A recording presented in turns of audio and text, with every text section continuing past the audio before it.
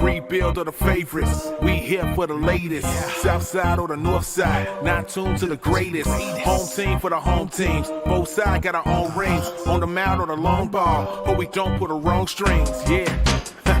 It's that time of the year now. Wrigley or guarantee, so the whole league that we hear now. New show with a new mood. Discussions and interviews. Trade rumors that might be. This is Pinwheels and Knife. All right. I think we're good. Aldo, did you Photoshop that picture yourself or did you just find it? No, I found it. That was a clear. I gave credit. Okay. All right, you guys ready? Yes. Now I am. In 3, 2, 1. What's going on, everybody? It is Thursday, November 30th, and you have found the Pinwheels and Ivy podcast. I am your host, Matt Lazowski, a.k.a. Father Zoe, a.k.a. Southside Zoe, a.k.a. #1 Diamondbacks fan on Twitter. And with me, as always, Mr. Aldo Soto. I just can't wait until we get to the Dylan C's Cubs trade proposal. Oh. Yeah, everyone knew that was coming. And the good Reverend K. Fitz. Is that a Girls Gone Wild hat? It is I thought. a UNLV Rebel Spirit from Craft House Brew, because UNLV on Saturday here at Allegiant Stadium for the first time in existence of the world, which means it's going to end. UNLV football is playing for the conference in the conference championship game for the Mountain West Conference against Boise State here at Allegiant Stadium. UNLV's football program has 3 bowl appearances in literally 70 years. Bowl appearances, let alone a conference championship. We're in the bizarro world. So I'm super excited. I'm going to wear that. We'll be in the Win Club on Saturday. Boom, big time. Big time. So But this also, is I have a breaking story about Shohei. He's from Japan. Yep. Yep. He was at Nobu Confirmed. with Barney, the dinosaur, as broken by someone from New York with 204 followers. Yes. And a food account. Mhm. This is the old setup, actually. We're back in the office. The makeup table's right over here. I can't Jackson, move the love computer to show you, but it is a new microphone, though. So hopefully you guys can hear me better. And I don't have to hear myself in my own ears, which is nice because that was fucking super annoying. It's great. It doesn't look like you're working the drive-through at Burger World with Beavis. It's good. That is a positive. We have a great show. I'm actually super pumped for this show.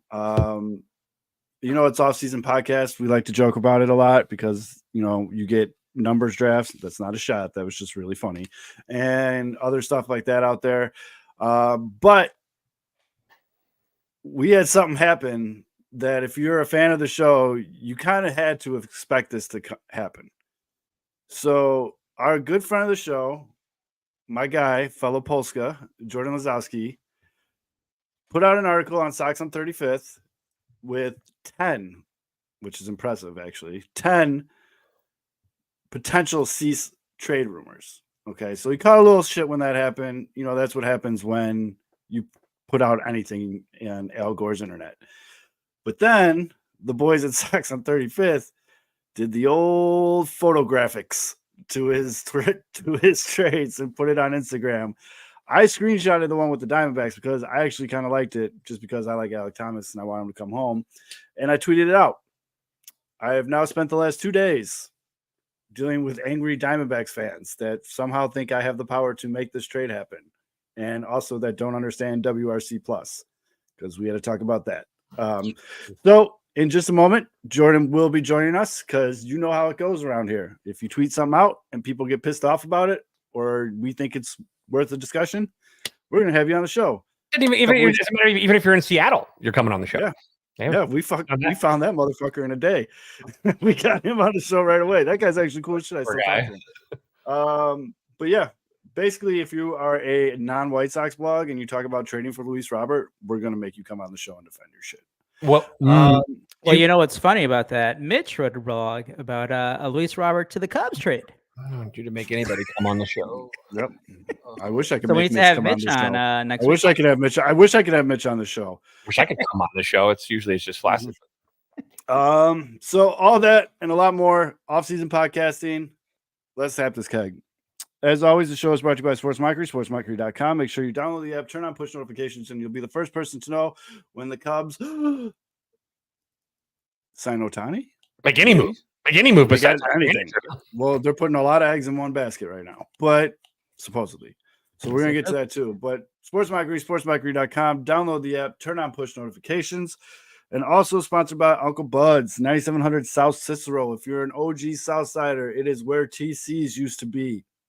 Uncle Bud's, I have now frequented it twice in the last 2 weeks and have a headache to prove it. It is a good time, good food, lots to do there. Live music isn't annoying. So that was the first time I was there with live music. And in some places, when the live music starts, you're like, fuck this shit, I'm out. It actually wasn't bad. I live here. I was waiting for this. It's because it's always Beeflo who comments if we're in trouble or not. Baby steps. We're moving forward, out of the clink. Yeah. My roommate was really mad, though. I made really good toilet wine. Anyways, we're getting distracted. It's a Merlot. Let me bring out my boy. So for you that don't know, you're an idiot. He is the associate head coach for Montini Baseball. Boo. And he is the editor-in-chief for Sox on 35th. I went to St. Rita. We play each other. He is the editor-in-chief for the Sox on 35th and at Diamond_Digest. He is an IBWAA member, Notre Dame class of 2019. Ozzie Guillen called him Dylan Cease with glasses. Ladies and gentlemen, Jordan Lazowski. Thanks for having me on, guys. I appreciate it. Oh, look at that. I didn't even know we can do that. It's the most cheers I've ever gotten for anything. So No. I appreciate it. You get that when you get wait till you get run for the first time. You'll get a bigger standing ovation. You got to earn that shit, though. I'm pretty sure you can go to Arizona right now and a couple people will buy you some beers. Yeah, let's see what happens over in Arizona right now for me. I've had a couple fun days. Jesus, I can only imagine, dude. I finally got a piece of your world by quote tweeting that or tweeting that picture out. And I could only imagine since you put that out, you've been getting. Is it a lot from Sox fans? So it's not that bad from Sox fans. The Sox fans are like, this signing isn't swaying me. I like this one. Well, let's take a step back. You gotta understand, putting out 10, I think, was way harder than I thought. That's insane. And I got there about half of them. Like, I could stop right now. But then it's like, you kind of have some you want to go further than others. So when it first came out, there was the Cubs fans who like jumped on the trade. And I was in there saying I wasn't sure about this one for XYZ reasons. I am on the record saying that for those who are willing to read. That's where you fucked up. What a dope word. So that was my first problem. Yes. But then a couple days later, when Joe posted on Instagram, then it was a lot of people like loved the Diamondbacks trade, but a lot of Diamondbacks fans hated that trade. And then you put it on Twitter. I felt like that Jimmy Butler where he's like meme where he's leaning on the railing or whatever, just exhausted. I'm like, and Joe Binder was asking about, putting it on Instagram or pushing it again. I'm like, haven't I had enough? Like, yeah, the engagement's great, but I'm exhausted. Like, I can't do this. So yeah, from Sox fans though, the conversations have been good. The ones I read before I muted every tweet regarding the trade or the trade proposals, but overall it was Sox fans were good about things. I will say that. That's good, but I'm glad to hear some of it just because we can get into some of the replies that I got, but holy shit, man. Like, you learn very quickly that the people that I'm assuming you and I and Kevin and Aldo associate with know a lot more about baseball than the average person. And so you used to, I remember this, you have jumped in my DMs before to tell me basically to stop arguing with people. Yes. Like it's pointless. Yeah, I know. So for you to have taken up this mantle yourself, it's like, hey, good for you. Like I took your advice. It might be time for you to take your own. But... I hit a limit. When someone told me Alec Thomas was untouchable, I was like, all right, I'm done. I'm off. All right, hold on. This blurred background is not working. No, because I'm looking every time Aldo moves to a certain spot where the light hits, I can look literally through his head. And then I've got you with the blurriness. I'm like, hey, Jordan, you look fine. It's great. Hi, we're in Montana. Yeah. We're in Delaware. Hello from Delaware. We're in New York. I got a gun. Let's go to a Broadway show. I'm in the halfway house. Whatever. Fuck it. So let's get into these trades. Let's break these down, okay? Because there is a lot of good stuff here. I got to pull up prospect rankings. But before we dive in this, I do want to bring up that the reason why I asked you about it was the first thing was I thought I was undervaluing Cease because a lot of your trades include 2 top 100 prospects from some of these teams. Now, before we get into it, I think it'd be best if you preference why you think Dylan would fetch that big of a return. So the way, because that's the hardest part. It's easy to throw names together and call it a day. Like that's the easy part. The hard part is trying to justify it. And when I was going through it, it's some of what you read in the media. That's just all, but that's out there for a reason. A large portion of it is what previous trades can you compare it to? So what I did, I basically just looked at trades probably at the deadline or over the offseason over the past 2-3 years or so. I basically looked and said, okay, this is a player that, and I did 3 years worth of data. This player just at a very high level, similar years of control to see, similar age, similar years worth of production. I think maybe that's where I start to overvalue a little bit in some of these, is rather than being like, what have you done for me recently? You extended over 3 years. I just prefer it that way. And that was how I kind of settled on it. The 2 that made the most sense through that logic, whether or not you agree with the logic, Jose Barrios when the Twins traded him to the Blue Jays, and then Luis Castillo when they traded him to the Mariners. Those were ones comps, which both had a year and a half left of control. They were both traded at the trade deadline with a year and a half left to control. Similar-ish numbers over the course of 3 years to Cease. That's kind of where I settled on that range of, okay, you're going to get close. You're going to get a pretty good top prospect in this. The back end one might depend. Okay, are you getting like number 20 and number 90? No, that's probably a little too much. So if you're getting number 20, you probably don't get that additional top 100. If you're somewhere in the 30s, maybe can you try and grab that back end top 100 prospect? Every team, it's a little bit harder too, because it's like, well, one example is I took 2 of the Braves' top 3 prospects. Like you can do that for the Braves because that's not a strong system. You can't do that for every single system. So you can't just say, I'm going to take these 2 top guys and 1 and 2 in this system doesn't equal 1 and 2 in that system. It's a long way of saying the justification for it came down to the number of years of control. I said the extra half year is like 20 or so starts. That's not an insignificant number compared to Castillo and Barrios.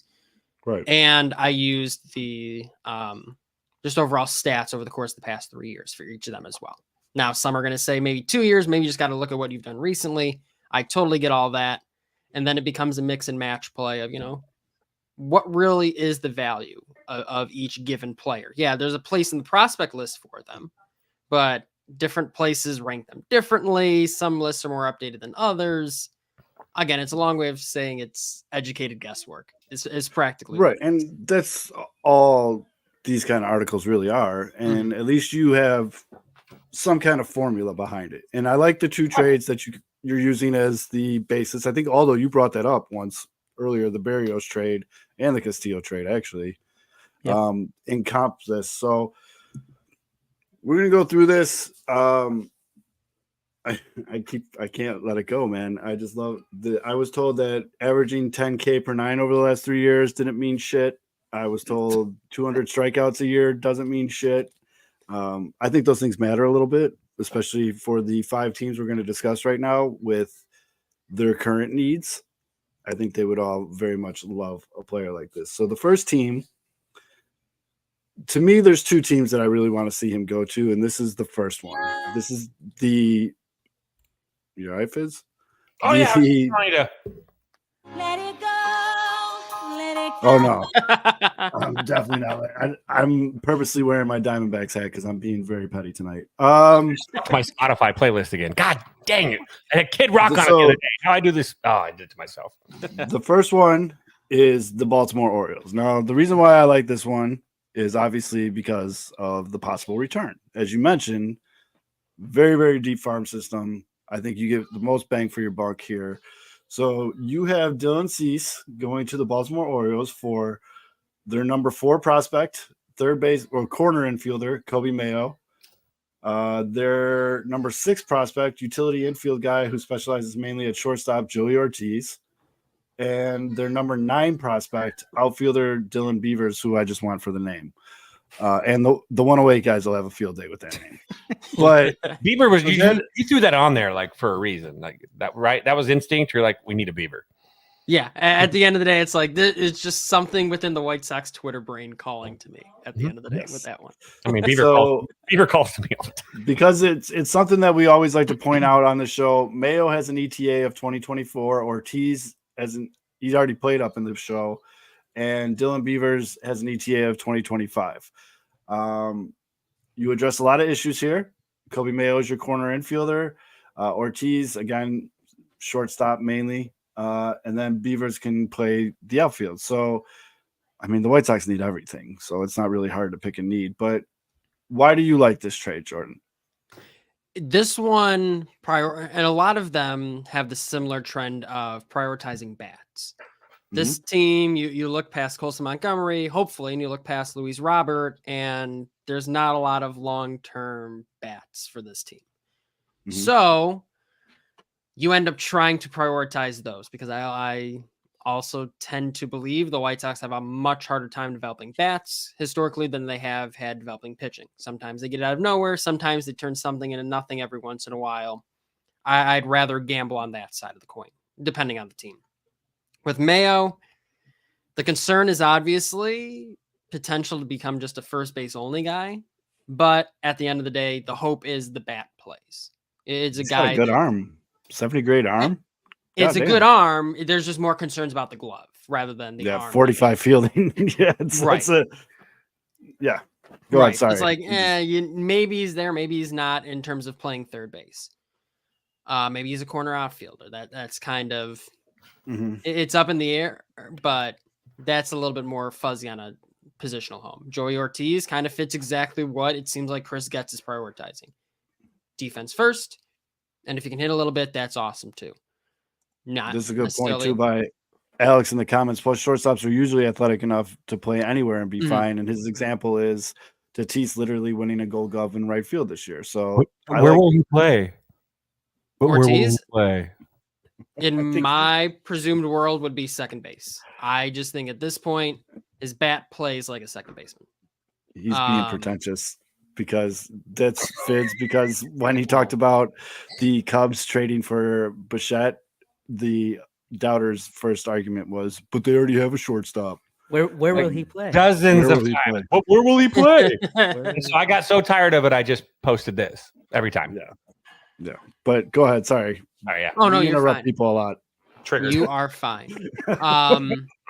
And then Beavers has a long way to go, but could potentially be a corner outfielder. I think that one is heavier on the front side with both so many jokes. Mayo and Ortiz being closer to like Mayo's pretty close to top 20. Ortiz is trending towards at least the middle tier. So once you do that, the back end is not the wild cards are going to either be fewer, which this trade only has 3. Some of them I put 4. Or Beaver still has a long way to go. There's questions about developing power, and if you're not really developing power as a corner outfielder, that's a tough place to be. I like the choice though too because you chose a guy that's 6'4", projectable at 206, and is a lefty righty split. Like he's a left-handed swinger and he's a right-handed bat. And he's only 22. So actually, god dang, dude was born 8/11/2001. Wow, he's a month early. But he's got the size. I love that. Like, look, when you're prospect perving, you want that size, you want that build, right? And so I love that you chose the name's great, but I love that you're choosing projectable frames that can fill out and actually, still could turn into a bench power guy or whatever in that circumstance. So like it's a less of a miss and there's a low floor, but you can actually have a pretty high ceiling with some of those guys because who knows, especially as a lefty bat. Very glad to see the White Sox perving for Big Beaver. That's pretty much all so I you got. took it away from me. That's pretty much all I got from that. I had to excuse myself from the conversation as Yeah. soon as he said perving prospects. Wait, what side does he swing from? All I heard was beaver, perv, and Who doesn't love a big beaver? Of course. the lefty bat though is huge. 6'4". That's a wolfless. God. No, he's a big boy. That's Actually our seems- analysis, Jordan. That's our. Yeah. That's why we bring you on, Jordan. A little bit of everything. You can't have just He one does. side or the other. He's pretty 5 Nights at even Freddy's. Not even on the terrible. 80 grade scale. He's pretty even across the board. He's an overall 50. Like you said, the concern is the 45 hit grade and the 55 power.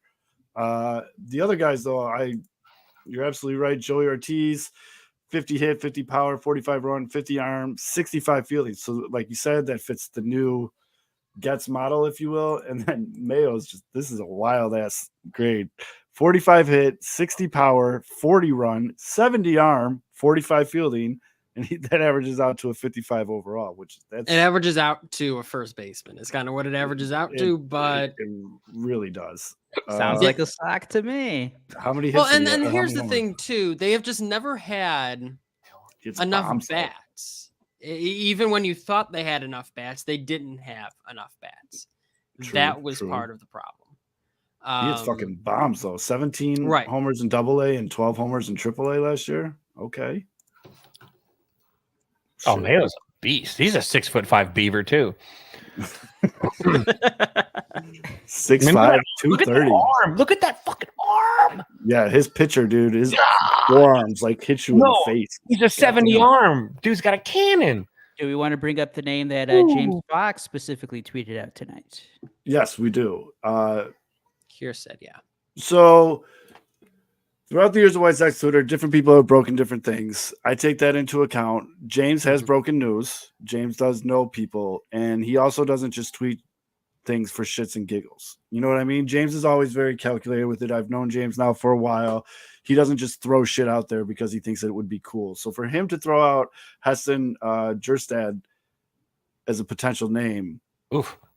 that's very interesting to me. For those of you that don't know, he is a 6'3", 205 outfielder with a big lefty bat, 50 hit, 55 power, 45 run, 55 arm, 50 field, and 55 overall. This kid is a fucking real Viking deal. is what he is. He's a goddamn Viking. Mhm. With He's a fucking real axe. deal prospect. This would be, in my opinion, a W for the White Sox. This would probably make Oscar Colas make way more 80 style workout videos because this kid's coming for the spot.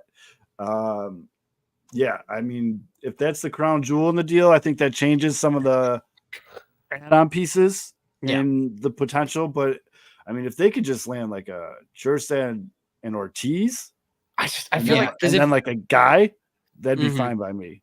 but Cease's contract's up at the end of the year, right? Like, No, 2 years. He's got 2 years. He's of got control. 2 years of Yeah. control, right? Okay. So yeah, I was gonna say, I was gonna, if it was the old oneer, I don't know about that, but Kierstad seems like, I mean, no offense to Cease, you know, whatever. Kierstad to me feels like an overpay, but it's also the Orioles, and they've got a wealth. They've got Jackson Holiday sitting up top too. You know, they might be in that kind of mode where they're willing to give up Kierstad. But to me, I feel like everything beyond Kierstad seems like it would be more on the table. But Kierstad he just seems like So his arrow is pointing way too up for them to let I him think go. you hit the nail on the head. The Orioles already have a pretty good major league outfield, but they also got a kid named Colton Cowser coming up who's already played a little bit, who is very good as well. Another lefty bat. He's a little bit bigger actually than Jerstad. So they have the luxury, and this kind of goes to your opening point, where they have the luxury to include something like that and not take a big hit, where some of these teams, like you said, Andrew Jones's kid in Arizona almost blew up. But It's like they do with all the money. That dude that just won $5,000 at the table. That guy's more willing to tip $100 even though the service was shitty because he has a wealth of wins. And so that's especially, you might have to overpay, but they're in contend now mode, right? So yep. I mean, And there's also Get they're in contend now mode. Everybody knows they need pitching. They were at the table for Dylan up until apparently the buzzer at the trade deadline, and then they got cheap and walked away, and they fucked up because the guy they got instead of Dylan Cease sucked, and it cost them. But they're a loaded young team with a loaded farm system. Like I said, there's two teams that I would really want this to go down to, and the second one is the second team we want to talk about because that's the second trade you have here. Ooh. and that is the Dodgers of Los Angeles. Again, a team that obviously needs pitching, a team that has a very good major league team, and also a very stacked farm system. So the return would be a little bit better. So this is a 4-for-1 trade. You have the first one being Ed Sheeran. Emmett, Oh wait, no. Fuck. Emmett Sheehan, who is a right-handed pitcher. Mhm. He's in the majors, right? He's already in the yeah, show. He's a now guy. Yeah, he's a now guy. The next one is Andy Pages, who is their number 6 ranked. He's an outfielder, 6'1", 212. He ranks out as a 50 overall, kind of slow, good arm, good power. I'm not going to keep reading grades because he got a cup of coffee this year too. Didn't he get a cup of coffee this year? Yes, he did. I keep feeling like the dude from I Think You Should Leave when I read off those 55 burgers, 55 fries, 55 tacos, 55 hot. I'm not doing that anymore. Drive. I'm trying to do something here. But yeah, Andy Pages, again, as I mentioned, good power, good arm, decent fielder.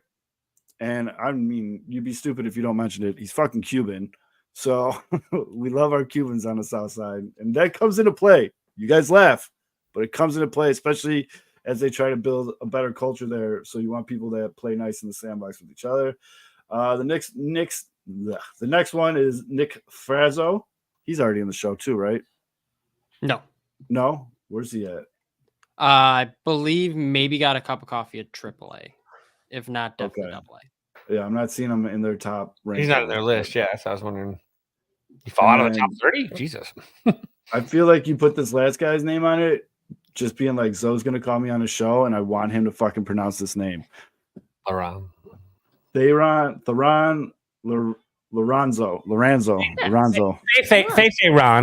It's Ron. Ron. But he's a catcher. He is also not in their top 30, but this is such a stacked lefty bat. Switch hitter. Mm-hmm. Both sides. Yeah. Stacked. So, all right, break down this one, though, Jordan. That's a DR move. Ooh. So with Sheehan, it's interesting because he, like you said, he's in the major. So why would the Dodgers want to trade from that team? It's trying to figure out, they've got a wealth of pitchers who are right on that cusp. Do they want to take the time to develop them right now while they're in win now? Or do you want to take someone who's a little bit further along in that development with Cease? That's where a guy like Sheehan comes in.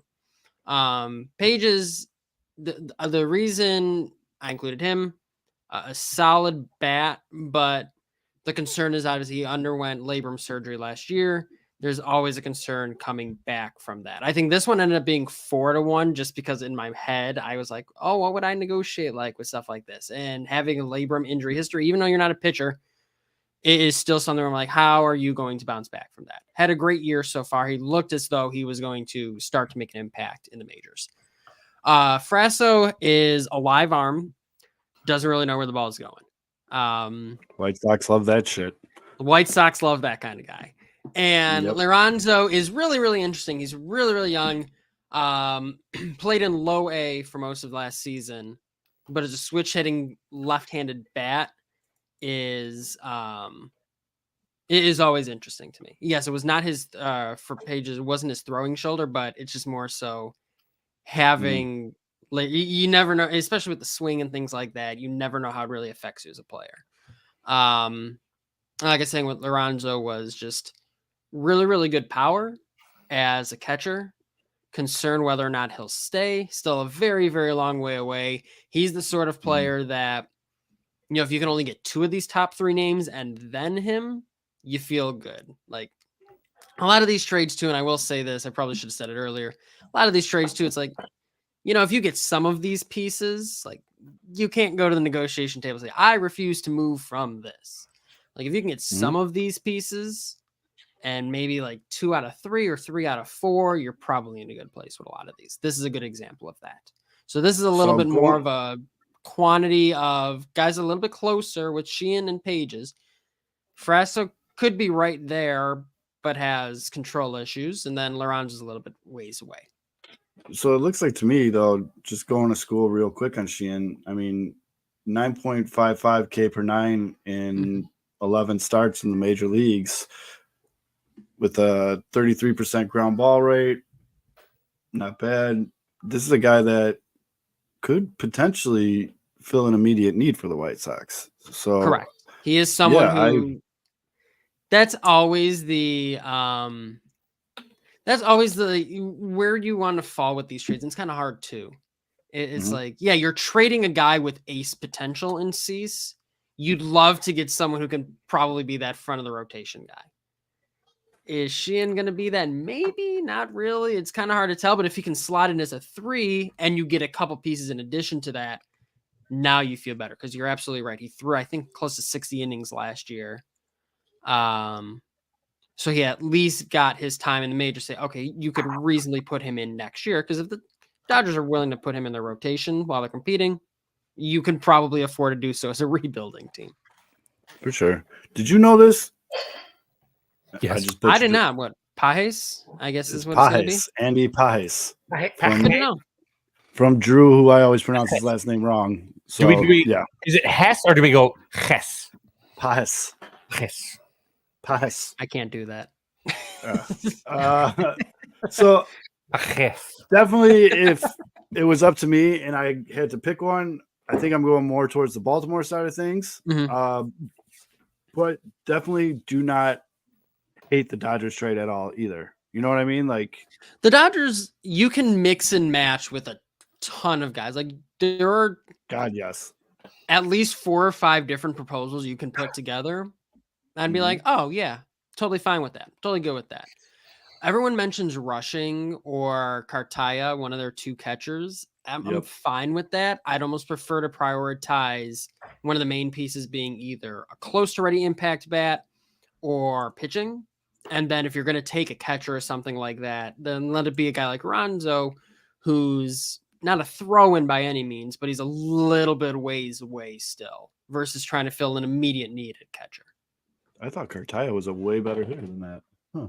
See, I'm learning. And that's kind of the thing too. Both of all them over didn't the have place. great seasons either. No, I think there's a lot of talk Oof. about trading for them because of their pedigree. They didn't have great seasons. No, it's a You buy don't low. want to It's a boil buy it down low. to that. It's a buy low. Right. It's a buy low. Low with something where you're like that's that's like a Cubs trading for a Pete Crow Armstrong when you had an injury or down year. You get those guys that should be performing that just didn't, and now all of a sudden, with prospects especially, one bad season where you're just struggling, and that value drops so much because other names just pass you by, and all of a sudden, someone that actually is gifted, that is good, just every player is entitled to have a rough go at it for a second. Oh, absolutely. And you pick it out. Unless there's something like specifically that stands out where there's a flaw, you just know that sometimes it just wasn't working. They weren't seeing the ball. They weren't whatever it was. And then you get a steal. And that's kind of the cool part about those. Keeping an eye on. I was looking. Cartaya in 2023 in Double-A, 189, 278, 379 with an OPS of 657, and that's at 354 at bats. And I mean, he's young too. He's still 21. Yeah, I get that. So it's like you could see the negotiation. If the Sox really wanted him, it'd be hard for them to buy low on him. The Dodgers would be like, well, he's 21 at this. So you can kind of see what the argument is on the Dodgers side of the house as well with this. But again, it's where do you fall? Are you just trying to accumulate the most prospects possible, or are you trying to get guys who are a little further across the development? The Dodgers also have development system. You need to use everybody else. That's what I'm saying. It's like we kind of screwed this up last time when we had to keep guys in the system who had developed forever. Now it's like, let's get those guys who are a little bit closer to ready and see if we can maybe handle those guys. The stink of White Sox development off some of these guys and get them back up the show. That's been brought up quite a bit in the last couple of days. Believe me. The other thing, though, interesting with the Dodgers that might be a direction this goes to, they have 4 pitchers in their top 10 in Nick Frazo, Gavin Stone, River Ryan, and Landon Knack, all of which are pretty good. I mean, you could legitimately make arguments for any of 4, 5, 6 pitching names from the Dodgers organization. Be like, yeah, I want this one or I want this one. So it's They got like a lot of old prospect pitchers, 25, 26, 25. they do. 25. My God. They have a bunch of guys where it's It's like, hard. and that's why it's almost like this seems like the team to target if you're looking for pitching, Yeah. because you can't really keep them down in AAA. You're not learning anything from them dominating down there.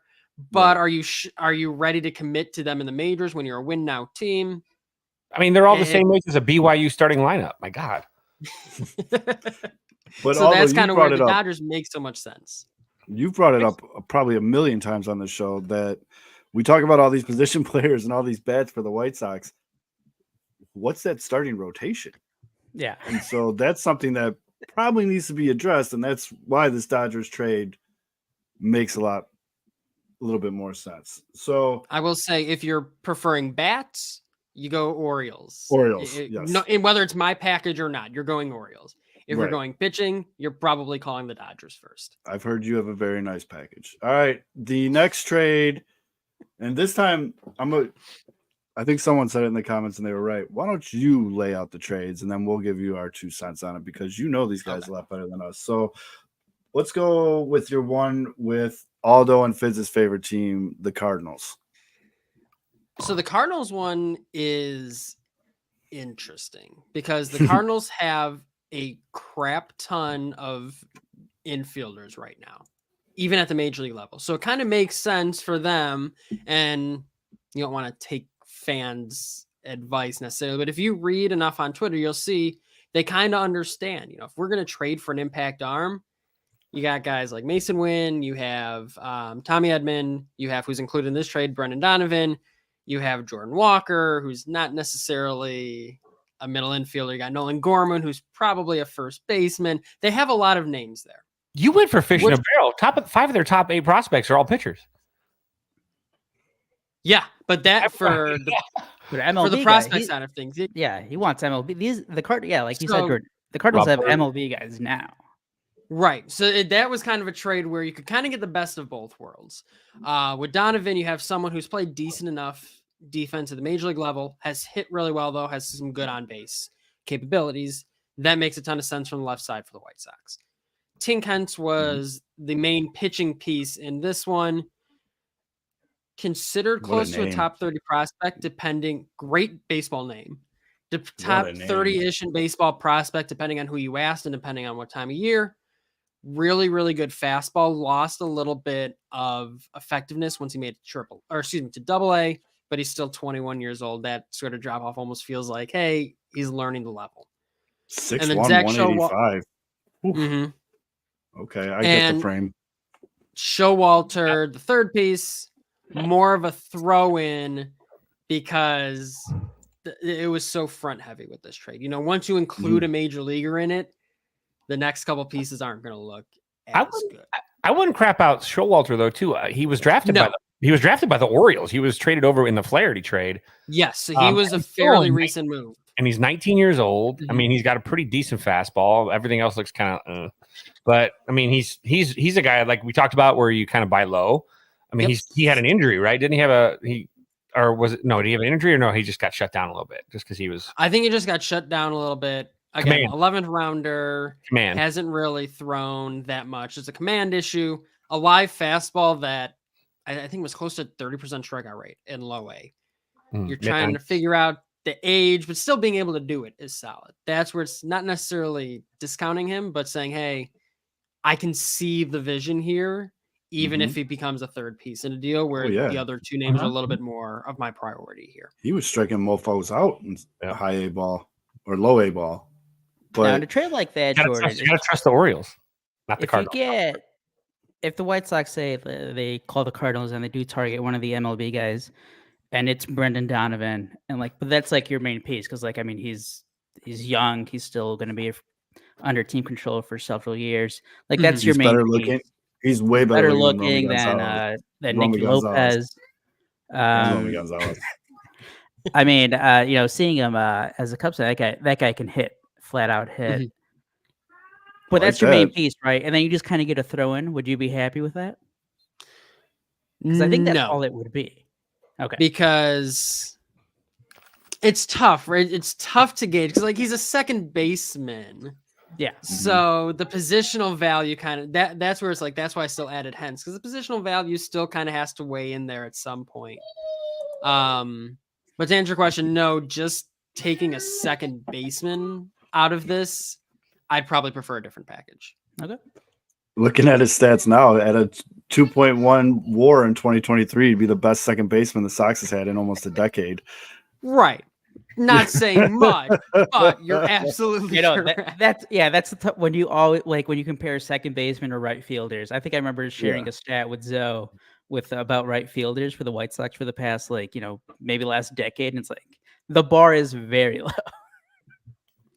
I have made you it absolutely hit, but it's something ahead, Jordan. where, again, if it's just a second baseman, then no. I would create a different package and pick a different team. And I get that, and I'm with you on that. And they do have 1, 2, 3, 4, 5 pitchers in their top 10 prospects. Tank being number one. Mhm. But yeah, that I'm all about getting that MLB ready second baseman, and to hear all those say he could flat out hit means something when it comes to the NL Central. So that I'm not against that trade. I'm with it, especially if we can get that bum Romy Gonzalez out of here. But I did want to say that I have made it 41 minutes and 7 seconds into the show without even complimenting that immaculate flow you have going now. And I just want to bring it up because it looks good, bud. It looks real good. I'm really happy for you. You got a look going right now. You got to credit Senior Sox for reminding you. Yes, credit thank you to Senior Sox for throwing that compliment out there too. All the regulars came in right on time, 45 minutes late, but they're all in the comments now. Those assholes show up at the reclining seat movies 5 minutes after the movie starts, right when you get fucking comfortable. I got my legs up, and now we're walking in 5 minutes after the credits. God dang. So all right, I don't mind that Cardinals trade. See, this is why I'm glad you're on the show, because you breaking it down and like actually looking into it and explaining it, because I'm one of those people that just don't read. Give me that Reds trade, though. Give me this Reds trade all day long. I would trade a lot of Cubs players for one of the players that you have on this list. Actually, I'm going to tell you right now, one of the players on your Red list is probably worth Dylan Cease all by himself, in my opinion. So, is he from Vegas? Nope. Okay, fair enough. I thought for sure he was from Vegas. He's one of my favorite prospects in all of baseball behind Montgomery. I'll just put it that way. All right. Well, that's fucked up. The Cubs could have had him. And they fucked up. Is no better lead-in than that. Yep. Jordan, walk us through this Reds trade, bud. You guys will know it. The Reds trade was an interesting one because I kind of couldn't tell. Oh, I see this one. There were two trades that I felt like, hey, I probably maybe overshot the return. This was one of them. Rhett Lauder, who the Reds just drafted this year, basically is major league ready outside of a guy like Paul Skeens that you could get right out of college, coming from Wake Forest. He would be a right-handed arm. Chase Petty, I have liked him for quite a bit. I just like the overall makeup. He's been traded a couple times. I think he started with the Twins way back when. I like his makeup overall as a pitcher. Cam Collier, third baseman. That's Fitz's guy. Is it? Yeah, that's the guy he liked. I think he's probably one of the most raw talent. The kid's only like 12 years old right now. He dropped out of high school and played junior college baseball when he should be a junior in high school, basically at his age, and he raked like a mofo. He's the closest he's the closest thing I've seen to Bryce Harper with that kind of like that at that age. I guess we'll say it that way. At that age, I'm all over. Like if I could, I don't even know who I would. I pretty much give up anybody in the Cubs farm system right now for Collier, other than like Pete Crow Armstrong and maybe you gotta pump the brakes a little bit, bud. And he falls better. He's so good. And he falls under that sort of buy low category because he didn't really have the greatest of years, but also he's 18 in low A ball. So it's like he was 17 when he started low A ball, I think. Or 17 in low A ball. So it's like, can you finagle that one essentially? That was one where it's like kind of bought low. You see the vision in that type of player. If you can get that, give Getz the GM of the year. already. That's All right. Love it. I got And there's one more, and then I got a question. Yes, there's one more piece. And the last one is Hector Rodriguez. This is a guy whose bat, he's undersized as a player. The bat's going to carry him as far as it will go. He had a great start to the season, or the minor league season last year. Faded a little bit. It's very much the bat's going to carry him. He doesn't really walk all that much. He really doesn't have loud tools anywhere else, but he can hit pretty good when he gets a hold of the ball. You're a little guy, man. Holy shit. Yeah. 5'8" little outfielder? dude with some power. And I thought that, again, in terms of back end of deals, that was another interesting name to me. Again, if you can get 3 out of these 4, that'd be awesome. So my question with regards to the Reds deal is, if the Reds threw in a Jonathan India, what prospects do you think would come along with that price? You'd probably still need I'd probably still need at least Louder or Petty, because I don't think India's interesting, because like he was moved, he was drafted as a third baseman, moved because of his arm, but hasn't played good defense at all at second base. So it's like, do you potentially move him back, see if the arm can find a way to play over at third base? That's an interesting situation. When I've thought about India, I'm like, well, if the Sox were to trade for him, I know Moncada's there for now. I'd almost rather see if he can play there a little bit, because I know he can't play defensively second base very well.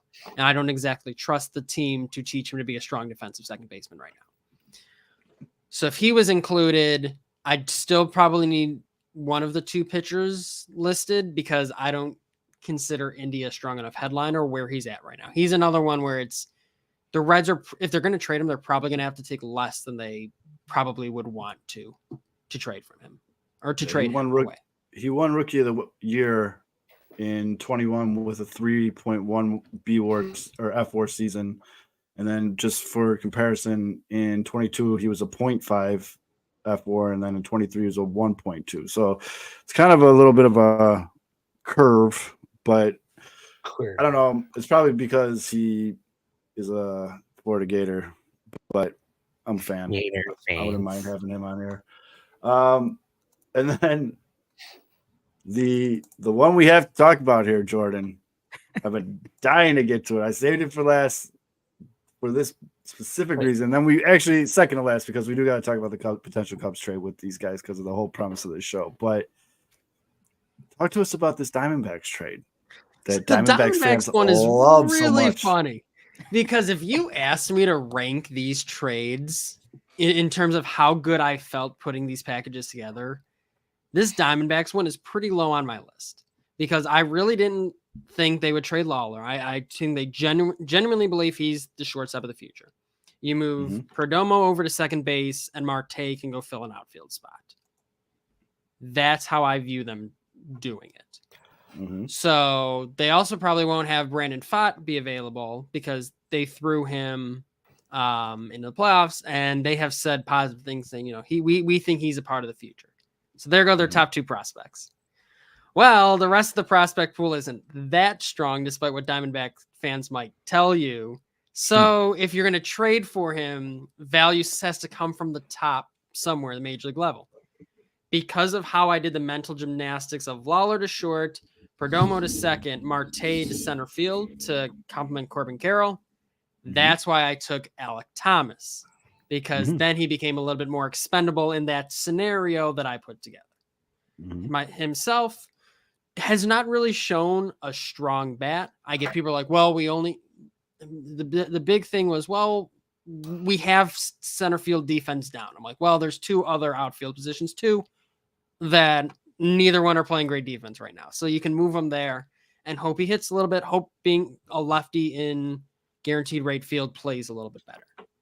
That's a huge risk as a player, though. He has not shown the hit tool consistently, and he really hasn't shown an on-base tool to back up on, if all else fails, at least you're getting on base. Well, it's not happening with him. So that's a huge risk. Drew Jones, Mr. Untouchable, I guess. No, they're both Didn't untouchable, Jordan. Yeah.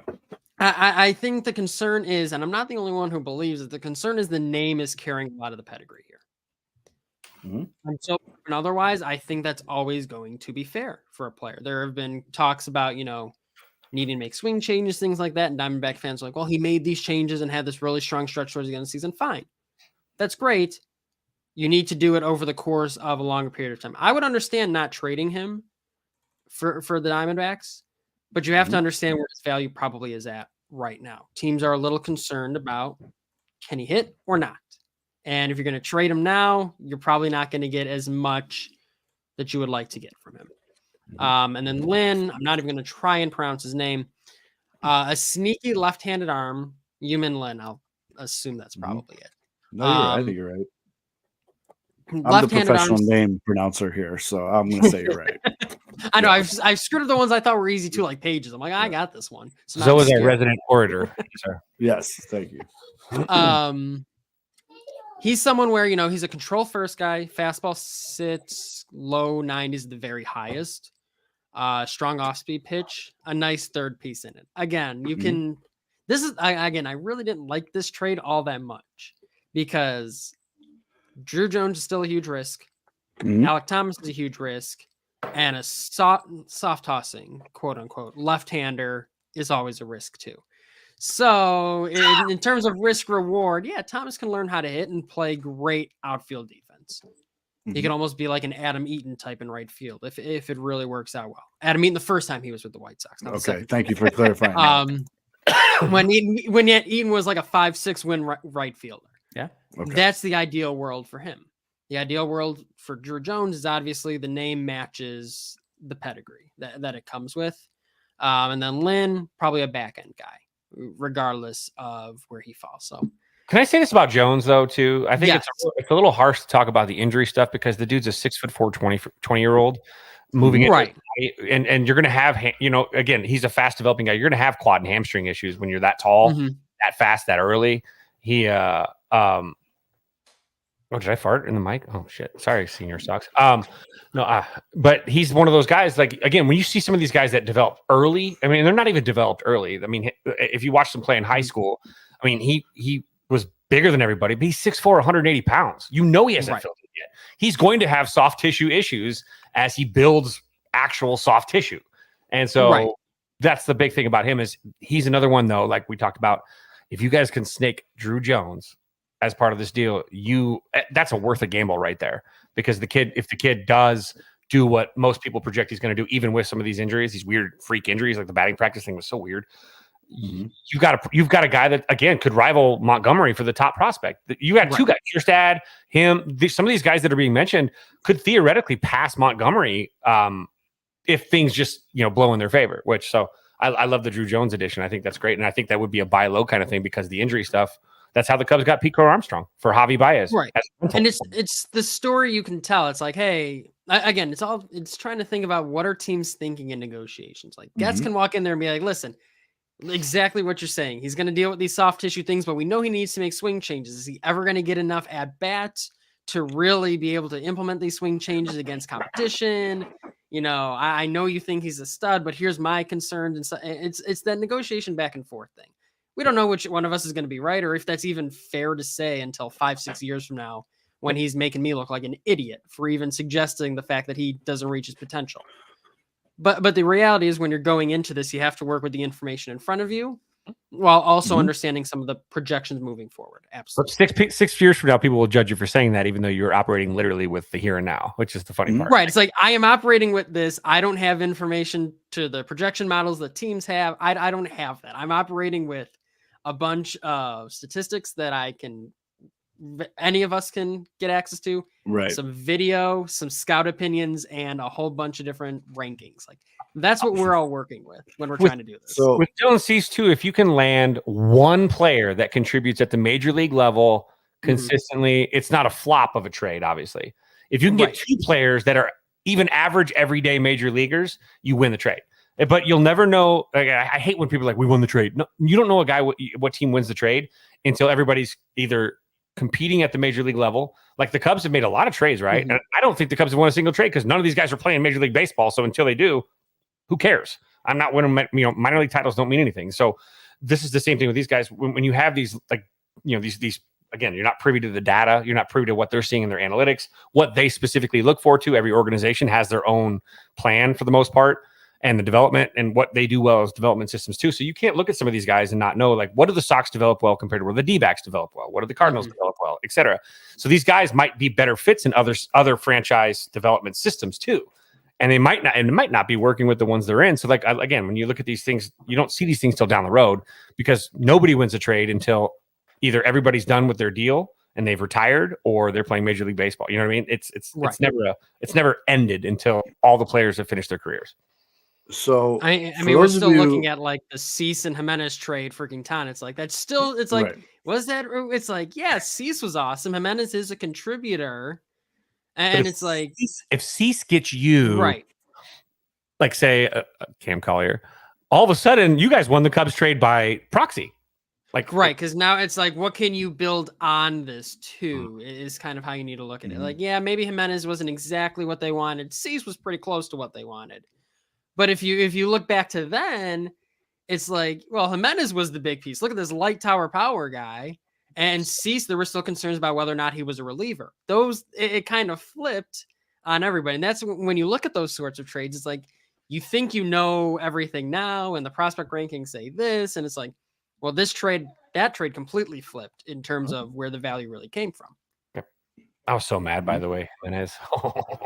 So for those of you that St. Lawrence head coach Adam Nissen thought that Quintana was going to be the Cubs ace. I just want to make sure I throw that out there. So if Adam's listening, congratulations on the state runner. Just brought Lawrence to state for the first time since '79, dude.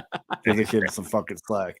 Still wasn't an ace. So for those that aren't as up to speed on the statistical side of things, I had to look this up as I was just getting hammered left and right by Diamondbacks fans about this trade. Let's talk about Alek Thomas first, okay? Alek Thomas, obviously, he's from the South Side, went to Mount Carmel. You know, that'd be great to have him come home. His dad actually used to work in the White Sox organization. But if you look at the season that Alex had, well, you saw the kid? I saw the door closed behind Did him. anyone not see the kid? Or hear him? I don't know. Lil Zoe's running around like a ghoulie or like a critter from that old movie's Critters. He's like running around the room. You can't. He's the new movie of choice in this house is the Monsters Inc. and Monsters. You do a lot worse. That's a good repeatedly one. now. Great choice. But in 2023, the regular season, Alek Thomas was a 71 WRC plus. And for those of you, again, that don't know what that means, 100 is the average score. That's your average baseball player. He was 70. He was 29 below. He did have a bush light. You couldn't see it. 29 below the average major league player. And he carried a .5 WAR. Now, defensively, he's very good. He was second in the NL, not in the league, like some dickhead said, in the NL, and runs saved. He's a very good fielder. An outfield with him and Luis Robert would be a pretty serious force defensively. Now, where Alek has trouble is he chases a lot. His K rate is, whew. I mean, his slash line, ladies and gentlemen, last year was 230, 273, 374 with a WOBA of 278. I mean, he had a good postseason, and that's where the love's coming from. We were talking about this a little bit before we started, Jordan. He had a really good postseason, a lot of really clutch hits. He became a big name in Arizona lore in this great story. One guy actually told me they can't trade him because he's Corbin Carroll's best friend. These are the kind of arguments I was getting, folks. So that's Alek Thomas. Again, I'm not trying to fantasy football this, where I offer a trade and I try to tell you your players suck, so you give me the trade. But I'm just trying to make this like Jordan wasn't fucking crazy for making this deal. If anything, as you mentioned, the Sox are the ones overpaying in this deal because we're basing it off of potential with this deal with the Diamondbacks. Right. Proven versus proven. You got exclamation point or question mark. And that season that you guys were talking about saying that Drew Jones wasn't that good, he bounced around two levels of rookie ball and low A ball. He slashed 238, 353, 327 with an OPS of 680. I mean, the kid hit 2 home runs in 41 games. Now, that is over 41 games. Again, there was injury. Again, he's a growing boy. I get that. We're literally talking about teenagers in some of these cases. So, yes, I understand all that. Andrew Jones is one of my favorite players of all time. I want this kid on name alone. So the name lore works on me.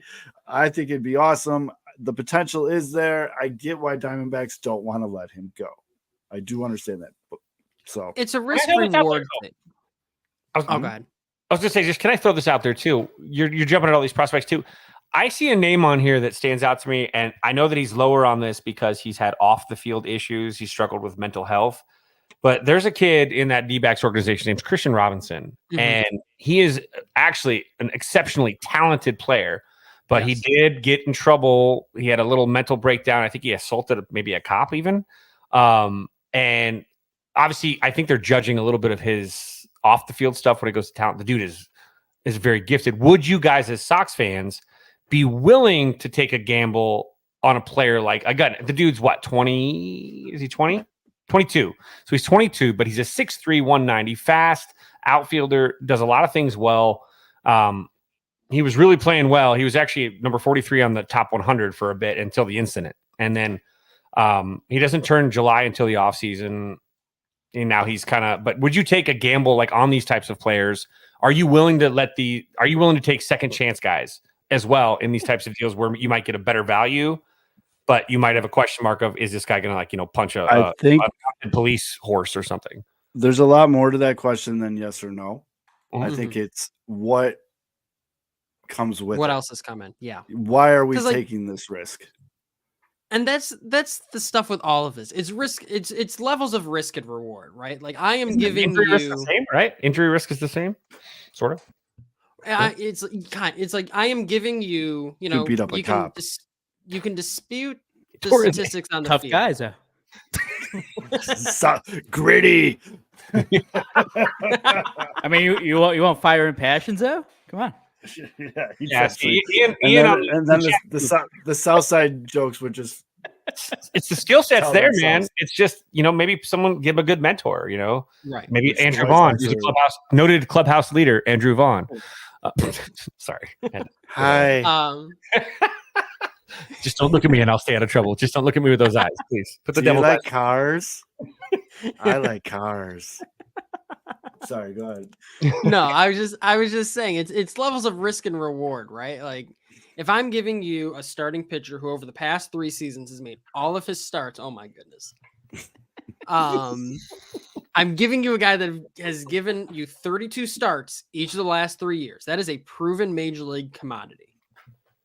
If I'm going to accept more risk in terms of the player, like the types of Drew Jones and Alec Thomas, yeah, it could be awesome. You can't just judge based off of the potential high reward because I'm accepting a ton of risk with these guys too. Like it's versus getting someone like I know prospect is a surefire thing, but someone who's a little bit closer to the majors, who's shown things at a higher level, I feel a little bit better. There's a little less risk with the same amount of reward, then I'll get less of those guys, or those guys might be off the table. So can I Completely piggyback? understand it. Can I piggyback on that too? I need you guys to do me a favor too, because this is now for the other people. Sell me on why we should believe that the good year for Dylan Cease isn't the outlier, and the rest of the numbers and the rest of the seasons aren't Dylan Cease, like this year. And tell me why the 1 year where he was a Cy Young contender makes him. Give me the value on that, because I know a lot of people, I've heard this a ton, as an argument is he's had the one good year and he's had mediocre others. So, when you have 3 or 4 or 5 years and you've got 1 year that's good and 4 years that are not great, which one's the outlier? So I've heard outlier a lot with this. Sell me on what you're going to tell these teams when they say, hey, how can you guarantee me that this guy's going to be 2022 Dylan Cease, not 2023, 2021, and so on and so on. The guy that could blow up at any moment when something goes bad on the diamond, which was like his MO. It's like 2 seconds later you blink and all of a sudden you're down 4 when he's been pitching great, but then like that wheel falls off for a second and then he gets it back on, goes again, but you're down 4 all of a sudden. Like that's what I'm thinking. Oh God, here it comes again. Oh shit. It's a legitimate question because, and there's no good way to refute what the numbers say on the field. That's going to be the hardest thing in any conversation, is that there is no good way to refute the numbers on the field. You can quote FIP, all that fun stuff. You can quote all of that stuff, but you can't dispute the results at the end of the day. What you go into those conversations saying is, the strikeout rate has maintained just about where it's been. You're probably a high walk guy at the same time, but the strikeout rate isn't falling. The stuff itself, there were concerns about maybe a little bit of drop off in the slider, maybe a change in shape of it a little bit. That's something where, okay, when it's a shape argument, it's like, okay, let's look at the video from 2022, see what you were doing there. Maybe a change we thought was going to work in 2023 didn't work out. So that you're making the argument for Cease on durability, because he has made all of his starts the past 3 years. That's a good selling piece right there. It's that's a consistent guy that huge goes out selling every damn day. I like that. Right. He is going out there every single day of the past 3 seasons. And throwing 4.5 innings. Burn the bullpen anyway, but he got those extra 4, so we're good. When your 2023 was not a good season. 2021 was somewhere in between. It was average to above average. 2022 was the great one. Yeah. You see what he can be. Right. You see what it can be. The fact that he's proven it on the field still feels like you can make the argument of you can still get to that. There was nothing that was so outlier in that year that made it like, there's no way he could possibly repeat this if you look at all the underlying metrics. But again, it comes back to, you can't argue what's on the field at the end of the day. What you go into that argument is, nothing in the underlying metrics in 2022 suggested this was completely impossible to do again. The stuff doesn't really change all that much. The slider's elite. So you get him into your lab as a new team. Yeah, there's probably something going on, which is interesting for Cease, because he seems like a very cerebral dude. Maybe it takes, which is the problem.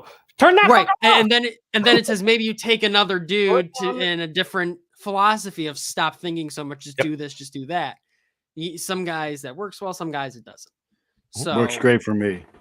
That's why Lucas Giolito gained 100 pounds, lost 140, did yoga. Right. Started, some things work, some things don't. Some things is like over adjustment, right? Too. To that point, Jordan. Now I don't think this is going to happen because there is so much interest in Cease.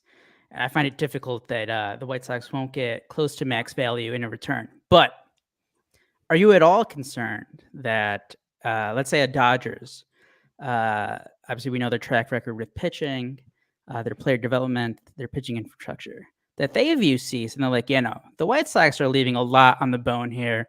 We're turning this guy. He's going to be like Cy Young contender for the 2 years that we have him at least. And sure, they might give up a flashy name, but in reality, they end up fleecing the White Sox somehow. Oh, absolutely. I think that is absolutely a concern when you're looking at that's why it's like something that's so important is like, where do these former White Sox players end up at the end of the day? Like Ronaldo Lopez going to the Braves. Okay, that should make you think about that. The Dodgers being super interested in Cease. That should make you think about that. Lynn was kind of the outlier last year, but enough people were saying, here's what they see. Can they work with it? That you kind of understood the logic behind it. So the team that trades for Cease is going to say a lot about what they think. And if it's the Dodgers of all teams and the Braves being interested, that says a lot about, what's being left on the bone. And as a team, if you could extract that, that'd be great. But it doesn't seem like you can. At the very least, as a GM, you have to be able to sit here and say, what are they thinking about? What are things that I can find? I have some sort of analytics team here. What are things I can find to arm myself with, even if it doesn't match what's happening on the field? Because I know you're the Dodgers. I know you're interested, and I know you see something. And so what am I missing? Because there's something there. Someone needs to find it before you finish these negotiations and decide, we're just going to take this. And have you seen him throw a Frisbee? That's the missing piece. I don't think anyone's taking the Frisbee into account. No. Jordan, you got time for 2 more teams? Of course. Thank you very much. So the first one, I want to finish with the Cubs. So the one before the Cubs, though, because their name keeps popping up, they don't have the farm. So I'm curious. I want you to kind of enlighten everybody with what a package from the Atlanta Braves would look like to you. Package. Insanely pitching heavy. It Yes. would be Well, they have that's two a people in team the top where- 100, and they're both pitchers. So that's the sort of team where the trade I put together was 3 pitchers. Smith Schuster, or no, that's not the name. What did I put together? While you're thinking, by the way, I- Jordan, I love this picture of you on your Twitter, by the way, because your players are really tall. It's so bad. Or are you just Aldo's height? I'm only 5'9", so they're all Oh, tall. okay. No, you're fine then. It's just it looked good. I love that picture, by the way. I was just saying, I love one of my favorite things is that kind of picture. So just complimenting. I know that. it's just so candid too. I loved it, but It's Smith Shawver. I'm sorry, Shawver. Schuster's the guy they just traded for. Smith Shawver, Hurston Waldrop, and Owen Murphy. 3 pitchers, 3 of the top 4 prospects per Baseball America in their system. The reality is that's the type of return you'd have to get from the Braves, at least 2 of those names, because their prospect pool is not nearly as deep. No, it's curves, prospect curves. So it's that and cool. Everyone has mentioned Vaughn Grissom. He does not move the needle for me personally. He's been pretty horrendous defensively, which doesn't really fit the mold of this team. And he really hasn't really gotten extended opportunities to hit. Let's be fair. But he really hasn't shown he can hit at the major league level either. That's more of a back end piece of a trade versus if the Braves came to me and said, okay, we'll give you Smith Shawver and Grissom and our 10th ranked prospect. I'd be like, Grissom isn't enough as a secondary piece for me. I know he's been thrown around a lot. The Braves are ready to get rid of him. This is not to bring the whole Aaron Bummer thing into this, but like when teams and fans are ready to get rid of guys, at a certain point, you have to sit. Why is everyone saying get rid of him? Why is he on the trading block? Why are they so willing to move him? Like at a certain point, oh, never mind. Right. It's like at a certain point, you have to look and say, why is this fan base, just as fans educating yourselves, why are people so ready to get rid of these guys? And the reality is, well, in Grissom's case, he really doesn't fit what this team is trying to do. Mm-hmm. It's like, yes, he fills a hole, absolutely. But that's like checking and saying, yes, I got this second baseman. Like this team needs guys, and especially if you're going to trade Cease, this team needs guys where you can start filling in holes other than center field. Because like just shoving somebody there. Wait, say that again. Wait, should we shove Beaver in the hole? Because I like when you say filling their holes. God, bitch, you gotta be on camera if you're gonna say that shit. I walked right into that one. Yes, you know what show you're on. I know. We're 5 years old. Pinwheels and fans only. Yeah. But the point being, if you're trading a top end guy like this, you need to get talent that you can comfortably slot into future projections. It might not work. It might be the Moncada Kopech argument all over.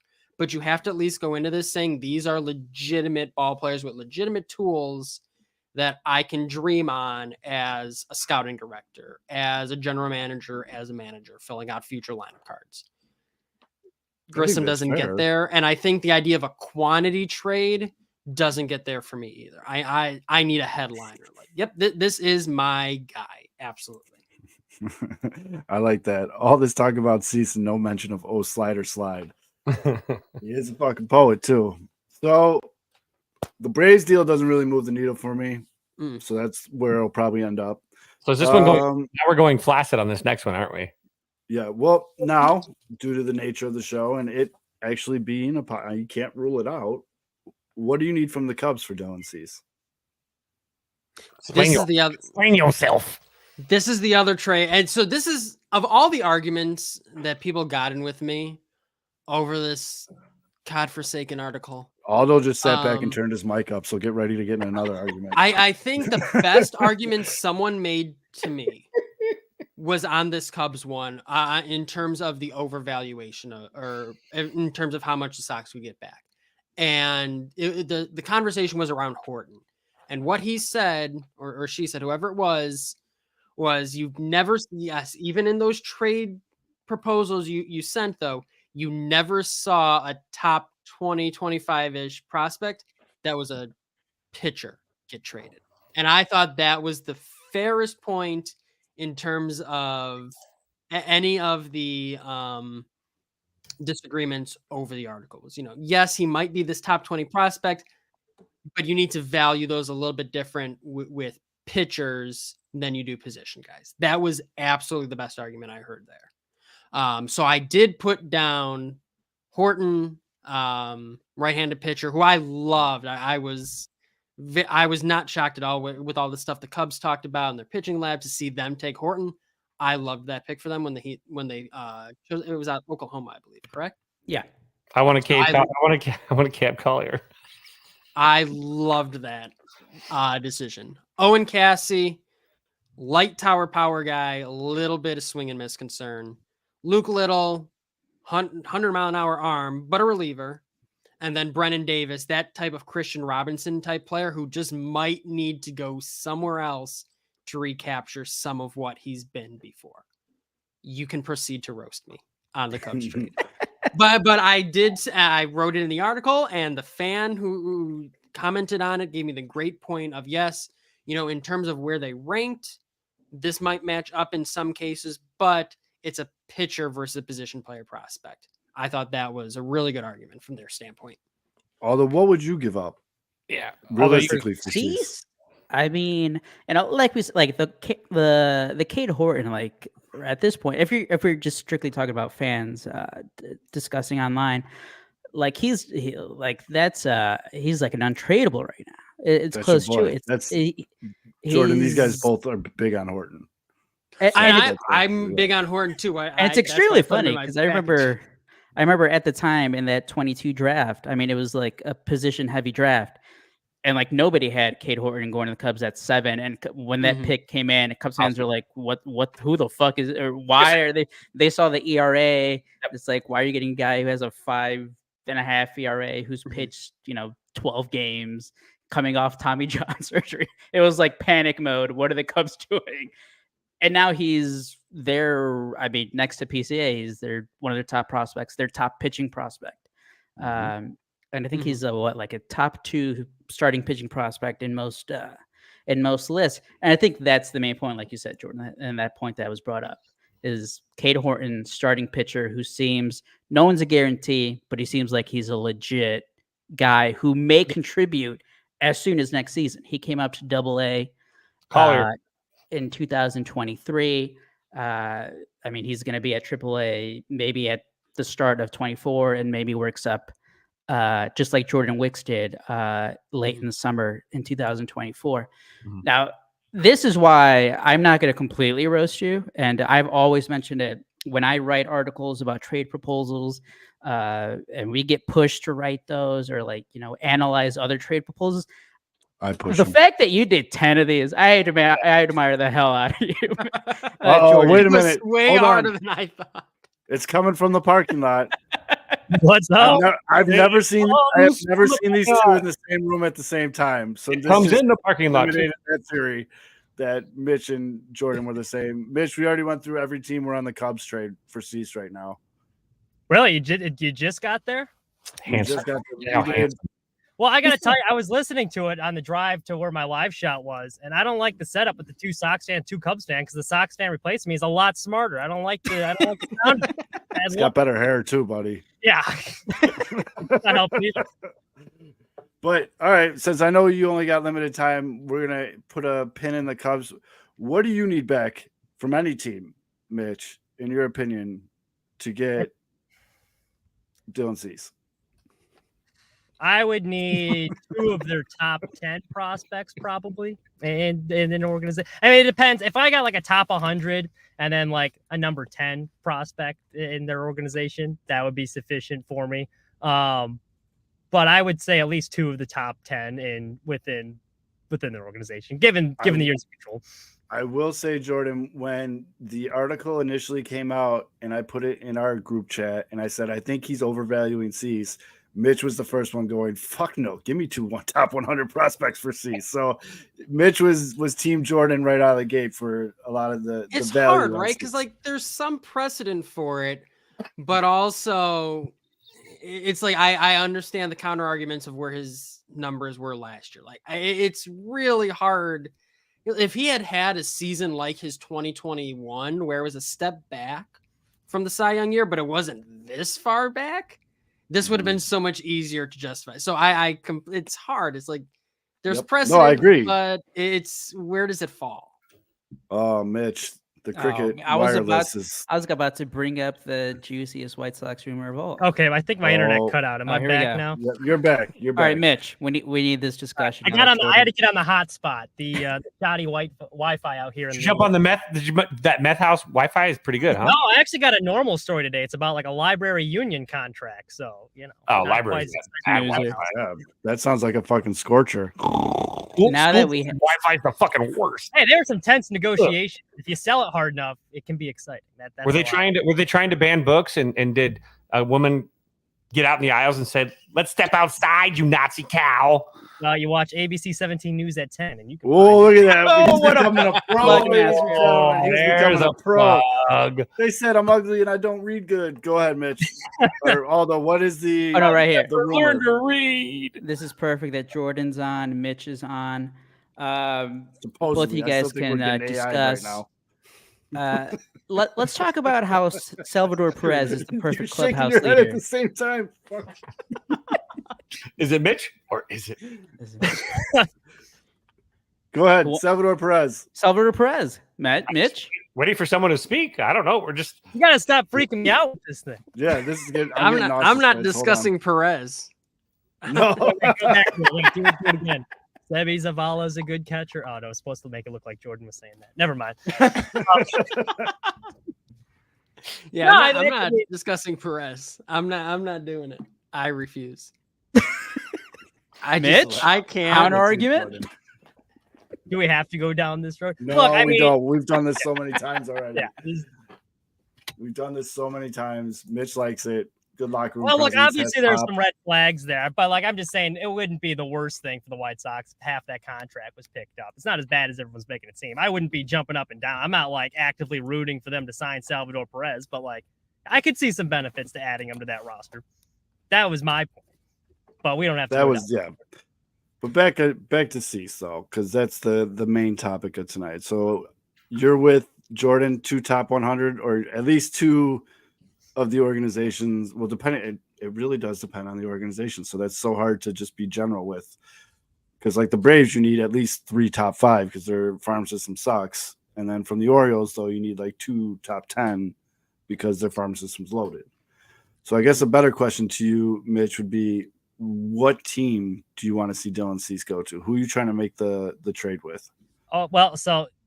And you have to trade him. You can't say, oh, Right. let him stay. No. Selfishly, like, so because I like Dylan Cease, I think it would be cool if he went back to his hometown team with the Braves, but it just doesn't make sense for the White Sox because if you look at that farm system, I don't think the best player you're going to get is that one pitcher they got that was probably going to be their 5th starter. His name's escaping me, the right-hander. But like, I don't think Cologne. But yeah, no, I don't. I think I would like to see him. I would like to see him go to Baltimore just because I think that is where the most loaded farm system where you're gonna get. I mean, they just got a ton of dudes there. So you get 2 of their top 10s, and you're making out pretty well. There are the Dodgers. I think there's a lot of interesting pieces on the Dodgers too that I would like to see. So either of those 2 I would be fine with. The Braves I just don't think have the assets where it would make sense to make a trade for or It's with them. concerning to me right now how much I agree with you, Mitch. I'm second guessing myself thoroughly right now. What about a Me Matt and Mitch Shaw? haven't agreed on a lot of things lately. So that's you why this is making me nervous. Me and Mitch agreed on like all of our preseason predictions. So Here you go. I Look, came that's up with the Cubs trade proposal. Is it Oh, a yeah, real yeah. one, or is this a No, make it's real. Phil piss I've been, off one? this is how, Okay. well, I was thinking Yeah, about we've it. got a couple ideas here. I was telling Jordan how much I admire, like to come up with 10, and that's a lot of hard That effort. is and then fucking hard. to get For those shit of you out that of Jordan. Well, did you see the Don't say magical. Don't say magical. Don't say Castrovitz, magical. Don't say magical. Say never mind. Okay, Did you so see the Anthony Castrovitz proposal? Where it was I Kate mentioned how to because lower- Zoe was talking about if anyone writes about a Luis Robert trade proposal, we have to have him on the show. I'm like, good thing we have one of our co-hosts who wrote about it. wrote about someone else who proposed. Loophole. Yeah, he didn't make it up. If you make it up, yeah. But go ahead. What's the trade? So here we go. You get your future third baseman, or maybe if Colson Montgomery isn't entrusted defensively at shortstop, you get Matt Shaw. Okay. You get either Jordan Wicks or Ben Brown, solid starting pitcher. Jordan Wicks came up 23. Ben Brown was on the verge, but had an arm injury. And let's go with the catcher, Moises Ballesteros. I think he made it up to Double-A, maybe in 23. So He's you're basically, shocking- you'll love this, Jordan. He's basically Yasmani Grandal 2.0. Walks and hits home runs. Well, in that case, I'm in. Although you salesman son of a bitch, you know your audience. I'd So be terrible in basically, these negotiations. Be like, it's you Yasmani are- Grandal, Jordan. It's fine. So you basically Ben Brown, Matt Shaw, and Moises. So that's number 5, 6, and 7 in the Cubs farm system. I would need at least an Owen Cassie. Oh, fuck off. I mean, Well, sorry. Sorry, I was holding my all breath. right. Let Jordan. What See, do you that's think the thing. about It's like that? how. Jordan? What's Although I the disagree with your trade, I disagree with all those trade proposals. I think Yeah, he's overpaying. You're That's a- valuing it Really? yeah, I do. I think that if you're trade Shaw's an overpay for Cease. I'm sorry. I'll give up Luke Little, Brennan Davis. I'm fine with those. I'm not giving up Shaw for Yeah, Cease. I would give up those two guys too. I'm not giving up Brendan Shaw. Davis.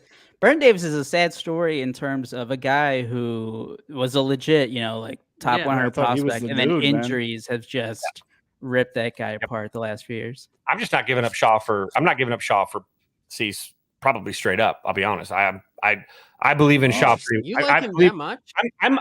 Well, yeah, because he's a developed player. The dude's gonna knock. He's gonna spend probably like True, he is developed. 6 That weeks, is very 6 true. weeks. He's gonna spend 6 weeks at Double-A this year and be at Triple-A, and probably be like a September call up. And he was Where's he drafted. gonna play? Where's he gonna play, Fitz? Where's he going to play? Where's he gonna play, Fitz? Where?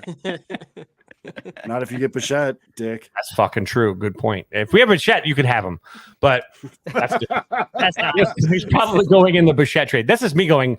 These all although like your trade scenario is great if the Cubs have already traded for Juan Soto or Pete Alonso or Bo Bichette, any of the Maybe that Otani guy. if those guys are left in the cupboard, then yeah, you know what, go for it, because that means you're going for it because you've already made some extremely good moves in 2 years now. It's a really nice time to have a guy like Cease that can eat innings and Jordan, do you think the White Sox wait until Glass now is traded? oh yeah. It's a good question. That is a really good question. I don't know. I think Glasnow's hard because he's going to make close to 20-25 million this year. Yeah, So expensive I 1 think year. I think that is going to keep his value down enough to where between that and you can make a strong enough argument where it's like, well, he hasn't been healthy and I got to pay him $25 million. And my concern would absolutely be that they keep that price low enough Mhm. that teams turn around and be like, well, this is all they got for 1 year Glass now. And look at these numbers. It's like, I'd almost prefer them to move it before, set that and be like, hey, I'm looking at what pitchers are making on the market right now. I'm looking at Sonny Gray making 25 million average annual value in his mid to late 30s.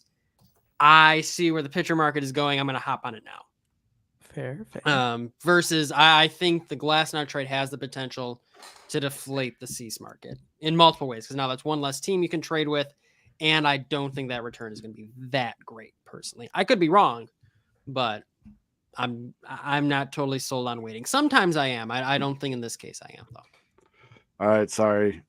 Week 5 of Missy asking Mitch to do a monthly calendar. Oh, whose idea was that? The brainchild. Definitely notice there's no super chat attached. to 12 months of that. Mitch. But it's okay. Oh, 12 months of Mitch. Like it's Didn't even throw a please in there either. it's like Steve Stone circa 1973 on a calendar. Oh my god! If you Mitch. can recreate Steve Who's Stone's Larry? play, Oh my god, that'd be fucking Mitch is that less thing would scary. sell so much. It would take a lot of super chat money for us to do that. Yeah, Do you know how much that would have sell? chest hair, or are we gonna have to like? Can you do that? Can you do that chest hair right there? I can't. I don't. See, we're gonna have to get some. We're gonna have to get some cotton. Maybe we'll But look spray at paint it. he's not showing any of the goods in 2024. That is conservative. That is absolutely his right to show himself and be comfortable in his body. That's a And- day at the beach in France. That is 100% an afternoon at Yeah. the lake in downtown Ozarks. Mitch But at 11. yes, Hey, wait, We have a this lot is of how the- images of Latex fully on. naked men. we do actually. I was just thinking about that too. We have You could have one where like Mitch is like wearing like really tight like workout clothes. hold and on, he's just hold on. Yeah, We'll save the Mitch calendar when we're not making Jordan sit here. So Sorry. Yeah. Mitch on a seesaw wearing tight clothes. off-season podcasting people catch the fever. ADHD. Catch that. Wait, squirrel.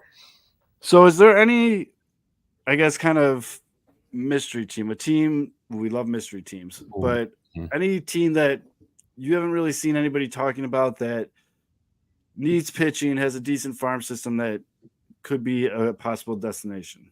Oakland Athletics. Yeah, fuck outta here. Las Vegas Athletics. I was gonna say, I can't believe you call them Oakland. Well, they still are currently for a second. Maybe Texas. Ooh. Someone said that in the comments very early in the show. Someone said, "Don't sleep on the Rangers." Texas Is might Dane make Dunning sense. back? depending on what the Mets try and do. Maybe the Mets. I think the Giants are another team too. I would say the Rangers and Giants are the two that I would name. I like the Giants. The Giants. The Says- Giants are going to be play. I think people are going to be shocked at how much the Giants are involved this offseason. I think people Right. are underestimating that Seattle too. Mitch, Seattle too. I think they're underestimating the activity of those franchises right now in the Pacific, if you would say Pacific Northwest, even at San Francisco, but still I same agree. kind of And Seattle's that's my Shohei team. I think they're swooping in. They're gonna get Shohei. So what people got to remember You'd is like San the Francisco locker. got absolutely fucking clowned on the national stage last offseason with the arson judge, with Correa, Yep. and they just got punked. So I'm thinking they're coming into this winter meetings with a chip on their shoulder. I actually like that as a mystery team. I'm just Plus, you looking don't at the hire farms. Bob Melvin if you're not planning to compete sometime soon. right. It's like this is a manager that's meant to be in charge of a team that has winning expectations.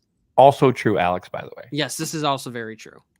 What are we getting from the Giants though? 'Cause That's they're why two I top didn't include prospects. them. Ooh, That's what I was thinking. I'm like, I don't think. That's a lot why of- I There's didn't Oscars. include them because somebody They're- asked about that too Oof. after I didn't include them, and I basically said this is why I didn't include them because I you're didn't. getting a guy whose love- name is Photo Headshot. You got to get Yeah, You definitely have to get Yaz back in the trade and then get Hawk for a couple games. Wisenhunt's good. He's a good lefty. But you got a lot of young babies, so it depends on your time frame. 27, 28, 27, 28, yeah. 25, 24, 24. Grant McCurry. That's why that Wolf. team. Get That's why the Conforto Giants back. were tough. Did we talk Cincinnati? Birdsong. I could see that as Birdsong's a a fun mystery team. No, we talked Cincinnati. Cincinnati was on the list. Yeah, I Cincinnati makes a lot That of one sense. makes a lot of sense. Now, if you switch back over though to Texas, I'm seeing a lot more Texas logo as I scroll through this top 100 prospects. hmm I feel like Texas can put together a fairly lucrative package. Adolis Um, Garcia, straight up. Take it or I'll take a Wyatt Langford.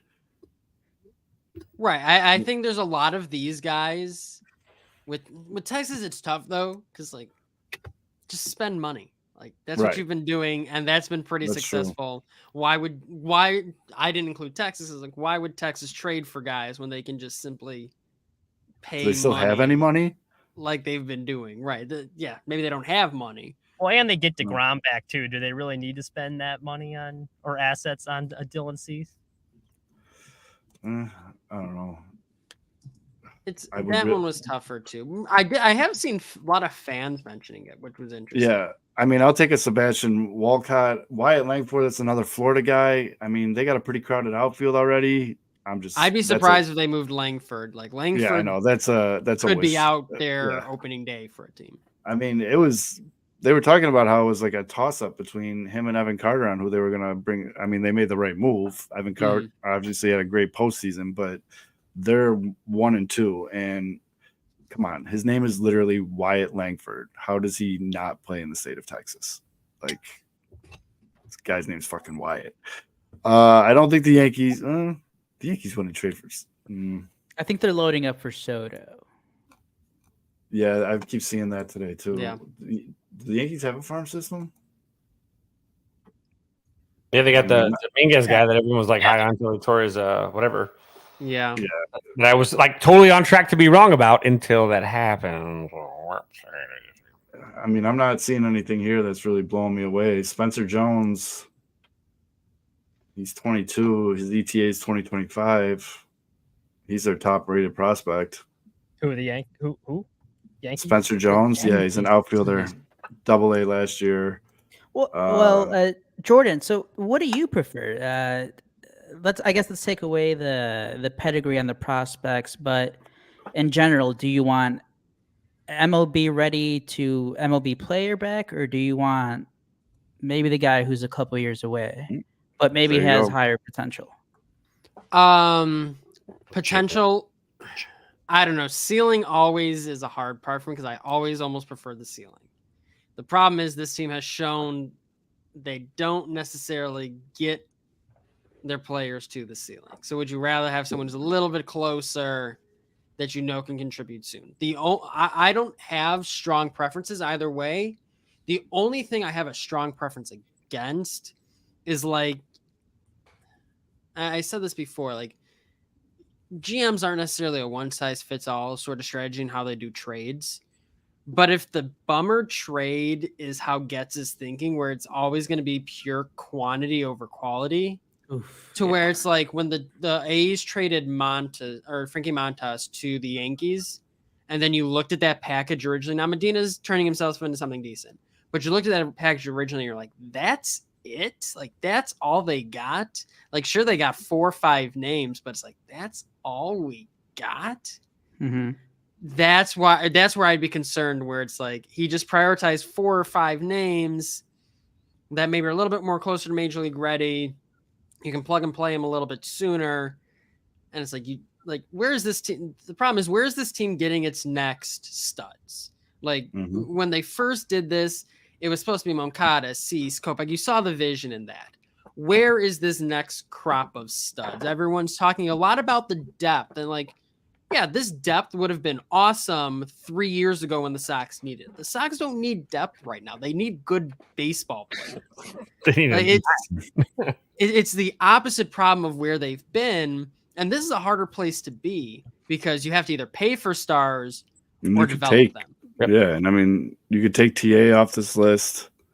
Yep. Maybe Eloy in a couple months. And Eloy, I mean, this is bleak. And Moncada's probably off that list too, because Moncada's probably not going to justify the $25 million next season. Nope. Well, big year coming out of Moncada. Here's a question to you guys as Sox fans too. Then, are you buying what Getz is selling? Then, or I mean, is the real path forward really kind of like as Jed Hoyer would call it, a retool? Even though it's pretty much a blow it up, but get lucky and hit some lightning in a bottle. Yeah, retool implies that you have something here to work with. You don't. You have Luis Robert, and you have nothing else to work with. Full stop. Yes. Full stop. They're a scrappy 90-loss team right now. So he's trying to. They're going to play hard. They're going to play good defense, and they're going to lose 90 games. Yeah. Again, the problem's not going to be the balls that are hit on the ground. It's going to be all the ones going over the fence because they don't have any pitching. Yeah, we're going to field all the ground balls in the middle infield, but none of the ones that fly over the fence because who's pitching on this team? It is incredible just by adding DeYoung to shortstop, how much exponentially how much better that even up the middle their defense got. And like Nicky Lopez, like slight upgrade from and you see what they're doing, right? You understand, hey, defense is a priority. It hasn't been forever for this team. Yeah, I get that. That's a fine strategy for now. Like, if you think this strategy is going to win you ball games in the year 2025, Yeah. where you're dinking and dunking your way and trying to win games 2-1 and 1-0, you're gonna have a very hard time. Not only do winning you not both. know, it's like as you said, like not only are they giving up a lot of home runs, you don't know where any of like the run production's coming from outside of Robert. Right. And There's and no dare I say that some of this is also a clubhouse purge? Some of these moves that we're going Oh to yeah. see. I without was a doubt. right about that I the mean, other day. Tim I think Anderson it's was a totally- clubhouse purge, correct? I mean, we've seen, we talked about it on the and show. he was He's the shit. straw that stirs the Like, drink, what? right? He could carry a team, or we talked about it a million times. Guys like him can carry a team or sink a team. And Mhm. it really didn't, it really sunk. Could it, like, this is the thing that Sox fans might not be adding to the equation, is that you might actually have a fucking functional clubhouse for the first time in a couple seasons. Before I have to head out after this. But like, That brings consistent baseball, at least. no, I totally agree, because if you look at like who they've gotten rid of, and they brought in a bunch of guys with a chip on their shoulder. Like Lopez is going to have something to prove. Prove it. Kid. Young just got DFA'd by two Hungry. teams with the same season. He's got something to prove. Soroka's trying to have a bounce back year. So I mean, I actually do think that is fair. I think the culture is going to be, I mean, such an overused word, but I'm cautiously optimistic there. But that doesn't really matter if you're not winning any games. So Right. we'll see. I'm giving him the benefit of the doubt until they can prove me otherwise. But That's Big J journalist Mitch signing off. Now, are you going to put your laptop up so that we can see? Are you doing a stand-up soon? yeah, I'm about to set up all the equipment. I had to go back to the studio and set up everything. Oh, So you didn't leave it out. You didn't We're leave it out for still someone on. to steal this time. I did not. No, I'm not in the neighborhood this time. If we're still on and you have a time to like throw up that laptop, we need another side view of the stand-up. We need behind the scenes, Mitch. If I can give you, well, let's see if I can set it up from. I don't know if it'll be able to Yep. see from here. Can you see the I front see. porch of the library? I see the building. All right. Well, yeah, I don't question. think Question in the chat. The Padres are trimming payroll. Could they be an option to trade if they want a cost control pitcher? Because They're you got to losing. imagine Snell's leaving.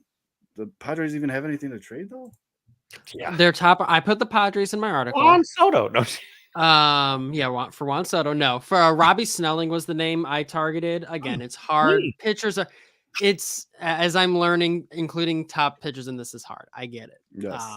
Yeah. Speaking of which, Fids, thanks for getting Cubs Twitter on me again with your tweet. By the way, I do think Kevin was the one who started all the Cubs fan backlash. I don't know who started it, but it got out of hand very fast. But anyway, Robbie Snelling was the name from the Padres that I really liked. Pitcher of the year, minor league pitcher of the year for the Padres. Really, really strong arm. Mid 30s, upper 40s in terms of where he ranks. I think he's going to fly up that list, which is why I could see why the Padres wouldn't trade him. But that would be the first name I target. From there, Dylan Lesko's another name. Wait, you little don't want bit their injury. 17-year-old You catcher? got a couple really good names there. Snelling and Lesko immediately are great. Like, I like Snelling a lot. No, I think Football player, actually. And I think I tried to, like Salas, I didn't include. It's like there are certain guys that aren't going anywhere. Like I wasn't an idiot. I was an idiot, but I wasn't that big an idiot. Like Pete Crow Armstrong didn't even cross my mind on these sorts of lists. So But it's you like did throw Horton out there, I did throw Horton out. which there, is kind of because like I like Horton. Pete I Crow got Armstrong. biased. And I liked Horton coming out of college. I was very biased. I can absolutely admit that. so too, and the thing is, I bet you the Cub fans they're not backlashing at the Brendan Davis thing. I think that's absolutely No. especially fair. I don't think they're upset about the Luke Little. I think it really is the Horton and Casey. Again, I think Cub fans, I think Casey is going to be a part of some sort of trade package. I think everybody's assuming, unless it's the Padres, because they're not going to trade back for a guy they traded with the Cubs.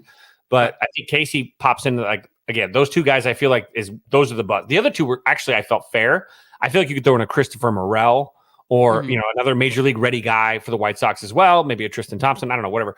That could maybe swing that deal too. But those are the two guys that really the resistance is specifically, I think, more Horton. But for me, it's Horton and Casey. I think that Casey is going to be a very good outfielder or first baseman. But I also think that he projects some extra value. So I think that he's a good trade piece where teams might overpay a little bit for him. He might not be as good as maybe because he projects really well. Like he really is. When you look at his totals, they're impressive. It's hard. It's like, you see all the numbers. It's some of the things when you're doing the research, like highest exit velocities across minor league baseball. Like absolutely, you see it there. then you look, it's like, all right, ton of swing and miss, but also he gets on base. It's like, it's hard to find, like, where do those guys, what ends up happening for those guys is how much defensive value can you provide? And that kind of sets you apart. Are you a dime a dozen left-handed bat that plays first base that we've got 40 of in the minor leagues? Or are you a corner outfield guy that provides legitimate defense, and now you're in a different tier in terms of value? That's what's hard about those guys. It's like, again, I totally get the backlash to both of them. I think they're included because they're good ball players. I think the best argument I've heard was the Horton. Nobody has really ever traded a pitching prospect that ranks that highly. And I think that's absolutely fair. And the thing too, and you point that out too, is like, again, we've talked about this last week too, and we're talking about these trade proposals, whatever, that every single fan base overvalues their players and their prospects. Sure. Like, you look at, we all have to like basically go, what would I do minus 10%? Because really, we're usually 10% or more, in some cases, overvaluing our own, because there are we've grown. Now we got Owen Casey, we've watched him excel. As a Cub fan, maybe I overvalue him. You know what I mean? Maybe, just again, any prospect that these fan bases will see. That's why you get these guys that are like, I would not trade, Pete Crow Armstrong for Pete Alonso and Juan Soto. What? No. Like, right. The overvalue is there and happens. And so that's the best part of this, is like, there's no real answer, but we do know that we overvalue our own. And I think what's interesting, that makes it hard. And what's interesting about all of this too, and I came at these, maybe it's because I'm older than when the last time the Sox did all of this. Stop it. But I threw up the air quote. Okay. Hey, that was 7 years ago. The first time they did this, I was far more in tune with the upside of all of these guys. This time around, I was a lot more in tune with, the risk reward side of things. And that's where it's like, maybe I naturally, without really thinking about it, deflated or inflated the amount the Sox would get back, rather deflating the prospects, because I'm like, here are all the concerns, the things that could go wrong with them. This is why the value really isn't that high. Cause I just watched 5 prospects come through here that were top tier, can't miss. And it's like, now you start to view it from a different lens of like, what did I miss? Should I pay more attention to the fall? It's hard. It's a game that you got to play. Bro, you also are underestimating the experience now that you are having in a high school dugout. Yes. Where you have to write lineups for shit that's sometimes, hey, flip a coin here. You sound like a high school baseball coach now, where all of a sudden you go from the optimistic, I know it sounds bad, because high school coaches, we come in optimistic. We're like, I believe in this kid. And the kid, this kid's like, 4'3", 101 pounds, soaking wet. Like, I believe in him. And you're like, oh shit, he fucking hit like the whole season. You're like, okay. You start realizing that there's logic in risk and reward. When you build a roster of kids, whether it's varsity, JV, risk and reward. Which guys can we count on? We need consistent for this is what our plan is. And when you have to pull the trigger and drop the axe in real life, because you've had that now. You've had to do that a few times, I'm sure. By the way, a really good idea is after you make cuts, drink 1 big beer and a giant pizza cookie. Okay, just that makes you feel at least a little bit better for ending kids' dreams. What the fuck is a pizza cookie? It's a cookie the size of a pizza. You've never had a pizza cookie from like Jewel or something? Oh no, the things from the mall from back. Like the kind that are like the size of a pizza, though. That makes you at least feel better about ending a kid's dream. But you're actually speaking in terms of you do when you're actually making decisions, when you're not a fan and you're actively involved in the process. You have to actually, like, everything, all of a sudden you start weighing that risk reward kind of like, brand, where you're like, again, it's really easy to be like, yeah, that's gonna be fucking awesome, because you're just a fan. But when you're a coach, you're like, I can't say that because, shit in one hand and wish in the other and see which one fills up first. It's not going to happen. So I think I've had those scenarios where it's like, and it's not just with the high school team, it's across, because I do some other things with travel and stuff like that. It's like, I have in my head, like, this is the guy, and I'll have another coach be like, no, here's this and this and this. I'm like, nah, you're just not seeing this. I got this. As if the coach who's been doing it for 15 years doesn't know better than me. And then you see it play out exactly like you're saying. It's like, hey, the reality of what happens up here didn't match, and I kind of ignored all the signs. You have to be a little bit more aware of trying to be aware of the entire picture of everything. And red flags start to matter more, don't they? Right. Red flags have to matter a lot more than you want them to. Yep. And I think that's the failed rebuild's a huge learner of, or a huge teacher of that. Yep. Being a coach is an even bigger teacher of that because you're filling out the lineup cards at times. You're like, there are kids. So I will tell a quick story and then I will shut up. I'm sorry. I love it. I love this. Good. For Part of the USA Baseball, we do, or it's for NTIS. It's the Mhm. National Team Invitational Series. right. Basically, they fly Sick kids in break. from all the age. It's super cool. I love it. I love talking about it. They fly kids in from each age group for the Midwest. There's 2 teams per age group, and you end up just as a coach being given a team. Maybe you've seen them in tryouts. Maybe you haven't. Maybe they've been plucked, and you're like, go figure this out. In the past 2 years, I'll put together a lineup. I got what I've got on Twitter or whatever, because they're 15. You can find like PDR, perfect Mhm. game. You can kind of feel it both years. And I tell this kid the first time I fill out the lineup, like, I know nothing about you guys. So I might be wrong. Like the first year I coached a kid who was selected as one of the final 8 in his age group to continue to move on. Like huge honor. I batted him 7th and DH'd him the first game. And he was my starting center fielder hitting leadoff the next. Like he was a stud. Like I totally said that I screwed up. That this year, the kid who hit a game-tying bomb for us to send us to the playoffs, I batted him 10th and DH'd him the first day. Like it's like you don't realize it. You screw up all the time. I batted KB 8th. It's fine. Right. It's like you end up screwing it up. I mean, he actually So- deserved to be there. Orlando was there. So, question. I love that, Jordan. I love that. I love like it. Steven, keep throwing them in the comments. So, interdivision's always tougher. Mhm. Obviously, Twins could use a pitching. If the Twins gave you a call right now and said, Brooks Lee, I'm being realistic, trying to be realistic because they're not giving up Walter Jenkins. No. Let's go Brooks Lee and David Festa and Brandon Winokur. Does that move the needle for you?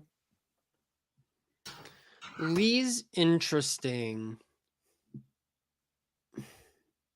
I don't know. I go back and forth with Lee. I Yeah. really do. Which is fair. That is a name that feels like it should be a headliner, but I'm not sure if it ever really gets there for me He personally. grades out very well on the 80 grade scale. He hit Mhm. pretty good last year. Nothing crazy. AAA 237, 304, 428 with an OPS of 732. What appeals to me is how well he hit as a 22-year-old in AA last year. Yes. That's always appealing to me because if you can hit decently well in AA, you're at least putting yourself. It's hard to tell you're going to do in AAA. He hit you're at better in least putting AA yourself than he on the did map. in AAA. So it's like you're putting yourself on the map there with a guy like that. I'd have to look more at the other 2 names personally. Yeah, I just kind of Brooks tossed Lee. them in Brooks there. Lee's the hard headliner. yes. That is one where I can never pick one way or another. It Brandon feels like Winokur's that's a top 30 name. So yeah, Brandon feels like it would Winokur's make sense. he's a baby. He's 18, rookie ball. He'd be in the system for Mhm. another 3-4 years. And then David Festa is a right-handed pitcher who 6'6", 185 pounds. AAA last year, has a 60 grade fastball. Just a tall power pitcher. I mean, you'll probably see him in the show this year. Middle is in what- Brooks Lee, middle infielder, that always starts to profile well.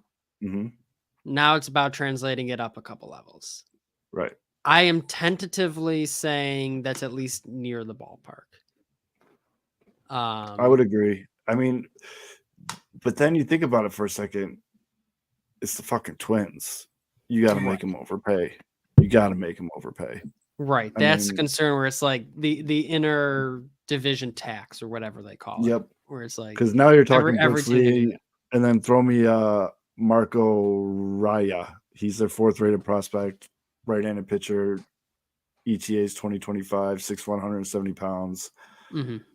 And I that's mean, why you he- rarely see the intra-division Right. trade. Oh no, Yes. there'd be a massive tax on that, especially the Twins. Like out of all the Central teams, the Twins you tax the fuck out of. I always think about back in 03 when the Cubs got Aramis Ramirez and Kenny Lofton for like Bobby Hill, that was his name, and Bobby some Hill. other throw-in pitcher. God damn it, Bobby. And they also got didn't they get in that same they traded Chad Randall Hermanson, Simon. Chad Hermanson for Hundley and Eric Karros, correct? With the Dodgers? Yeah, that might have been the other one. There's Chad known local.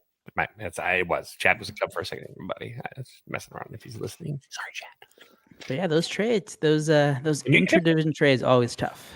Yeah. The Pirates have been kind of a giveaway too. Like there is really nobody in at least the AL Central like the Pirates that do pretty much they would trade with their own. They would trade their soul for more prospects. They are the Pirates are the ultimate prospect per organization. Like they just trade everybody for just more prospects. Well, now if the Pirates need a Dylan Cease, That's what I was just about to say. That too. That could be a potential sleeper team. It would be the Pirates. we could talk about some Pirates prospects. 'Cause Pirates. you told me Tamar Johnson. Right, because at a certain point, this team is starting to be prepared to compete at the major league level. Mm-hmm. Somewhere along the line, you have to pair something with Keller. Would be awesome. Yep. So I mean, that would be a good sleeper team too. They got the kid they drafted first overall. What's his name? Paul Skeens. I worry about the Salametto kid. The Salametto kid worries me.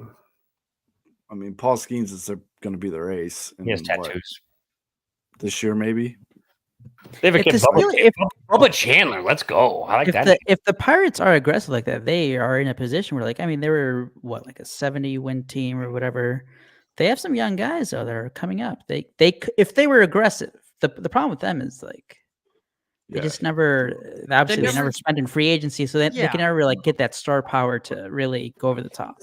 It's like every team says Pirates would never deal him, but I agree. Oh yeah, he's the number 3 prospect in the game. But I'm talking. My focus right away with the Yeah. Pirates goes right to Tamar Johnson.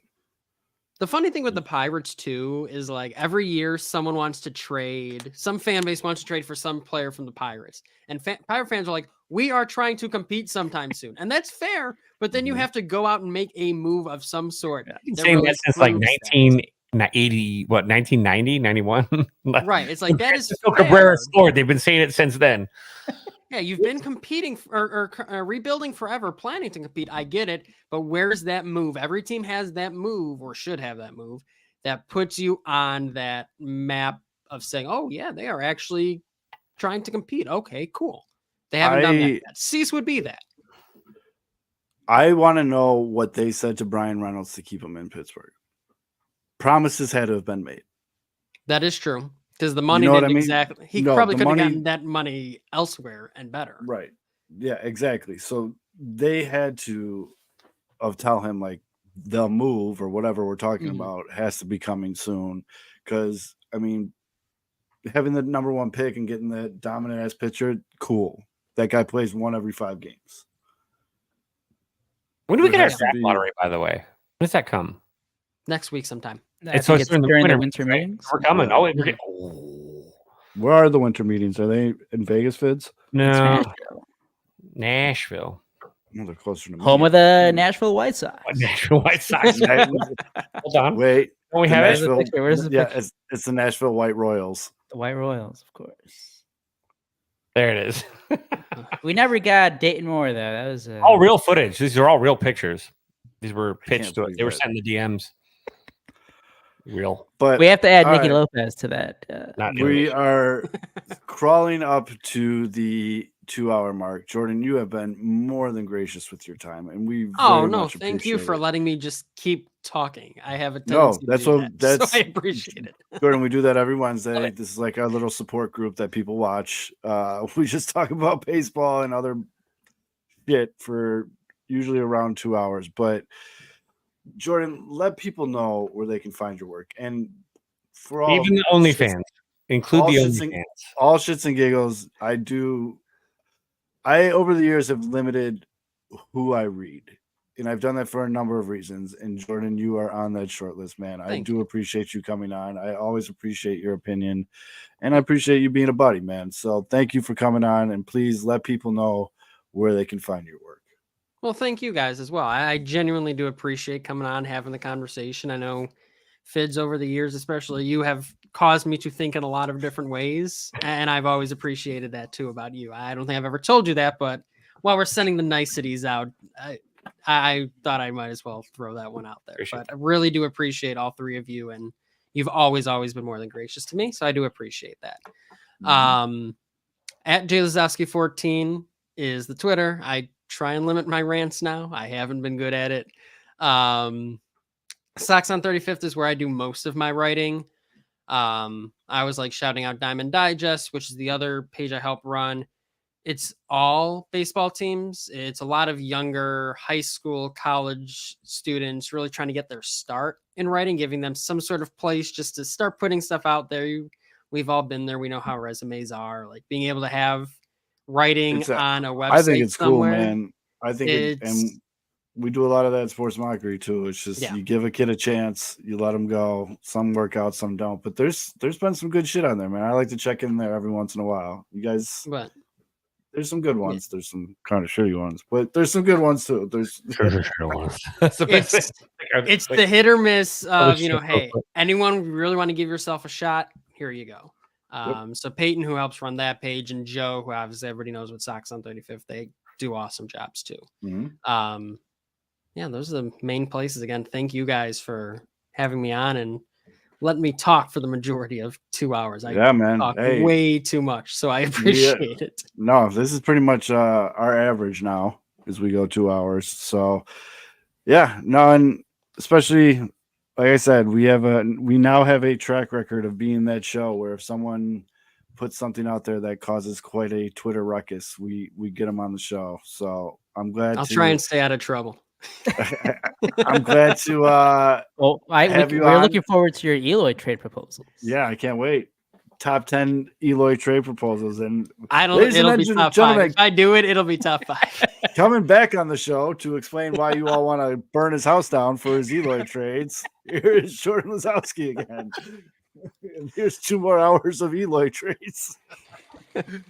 Deal with it. I mean, I actually saw a pretty damn well-written article saying if the Sox were smart, they would piggyback Eloy into a C steal. No. To get the most return from a team. To the Cubs for Quintana? Back to the just undo that trade. For Jameson Tyone. Do over. Just don't do the dishes. No, but like to a team like the Orioles or something to get a little tier up in prospects. The Padres. Like that. The Orioles don't need them at all. But anyway, sorry. This is how our show gets to be 2 hours long because we just randomly think of shit and we're like, we haven't even talked about Vanderpump Rules yet. I feel like we're late. That we're gonna have to save that to next week because I got a story, by the way, for you, Zoe, later. I don't have the fucking energy right now to Vanderpump Rules it up. But Scandival, motherfucker. Bert, our local gym expert, Bert, said to pair with Mancata like a girl. Oh my god. Like girl. Okay. Luis Robert was in a music video. I'm sure no meathead will ever bring that up when he goes 0 for 4 in the middle of August or some shit like that. But, middle of April, I should say. But no, first week of spring training. Yes, first week of spring training. He 0 for 4. The gif of him dancing in that music video all over Twitter. This is why we can't have nice things, folks. This is why we can't have nice things. All right, let's try this again. Jordan, thank you very much for your time. We really appreciate it. That's Fids. He's Aldo. Before we go out, can I say one more thing? Absolutely, bud. Tonight's my mom's birthday. So if my mom's listening, which she probably is, she probably has this posted on the refrigerator. Happy birthday, Mom. Happy birthday. Happy birthday, Mrs. Kevin. Happy birthday. Happy birthday. All right, everybody. Take care of each other. Don't be dicks. And we'll see you next week. Winter meetings. Hopefully stuff heats up. And if a Dylan Cease trade does happen, that would warrant an emergency broadcast. So, all right, everybody. Take care.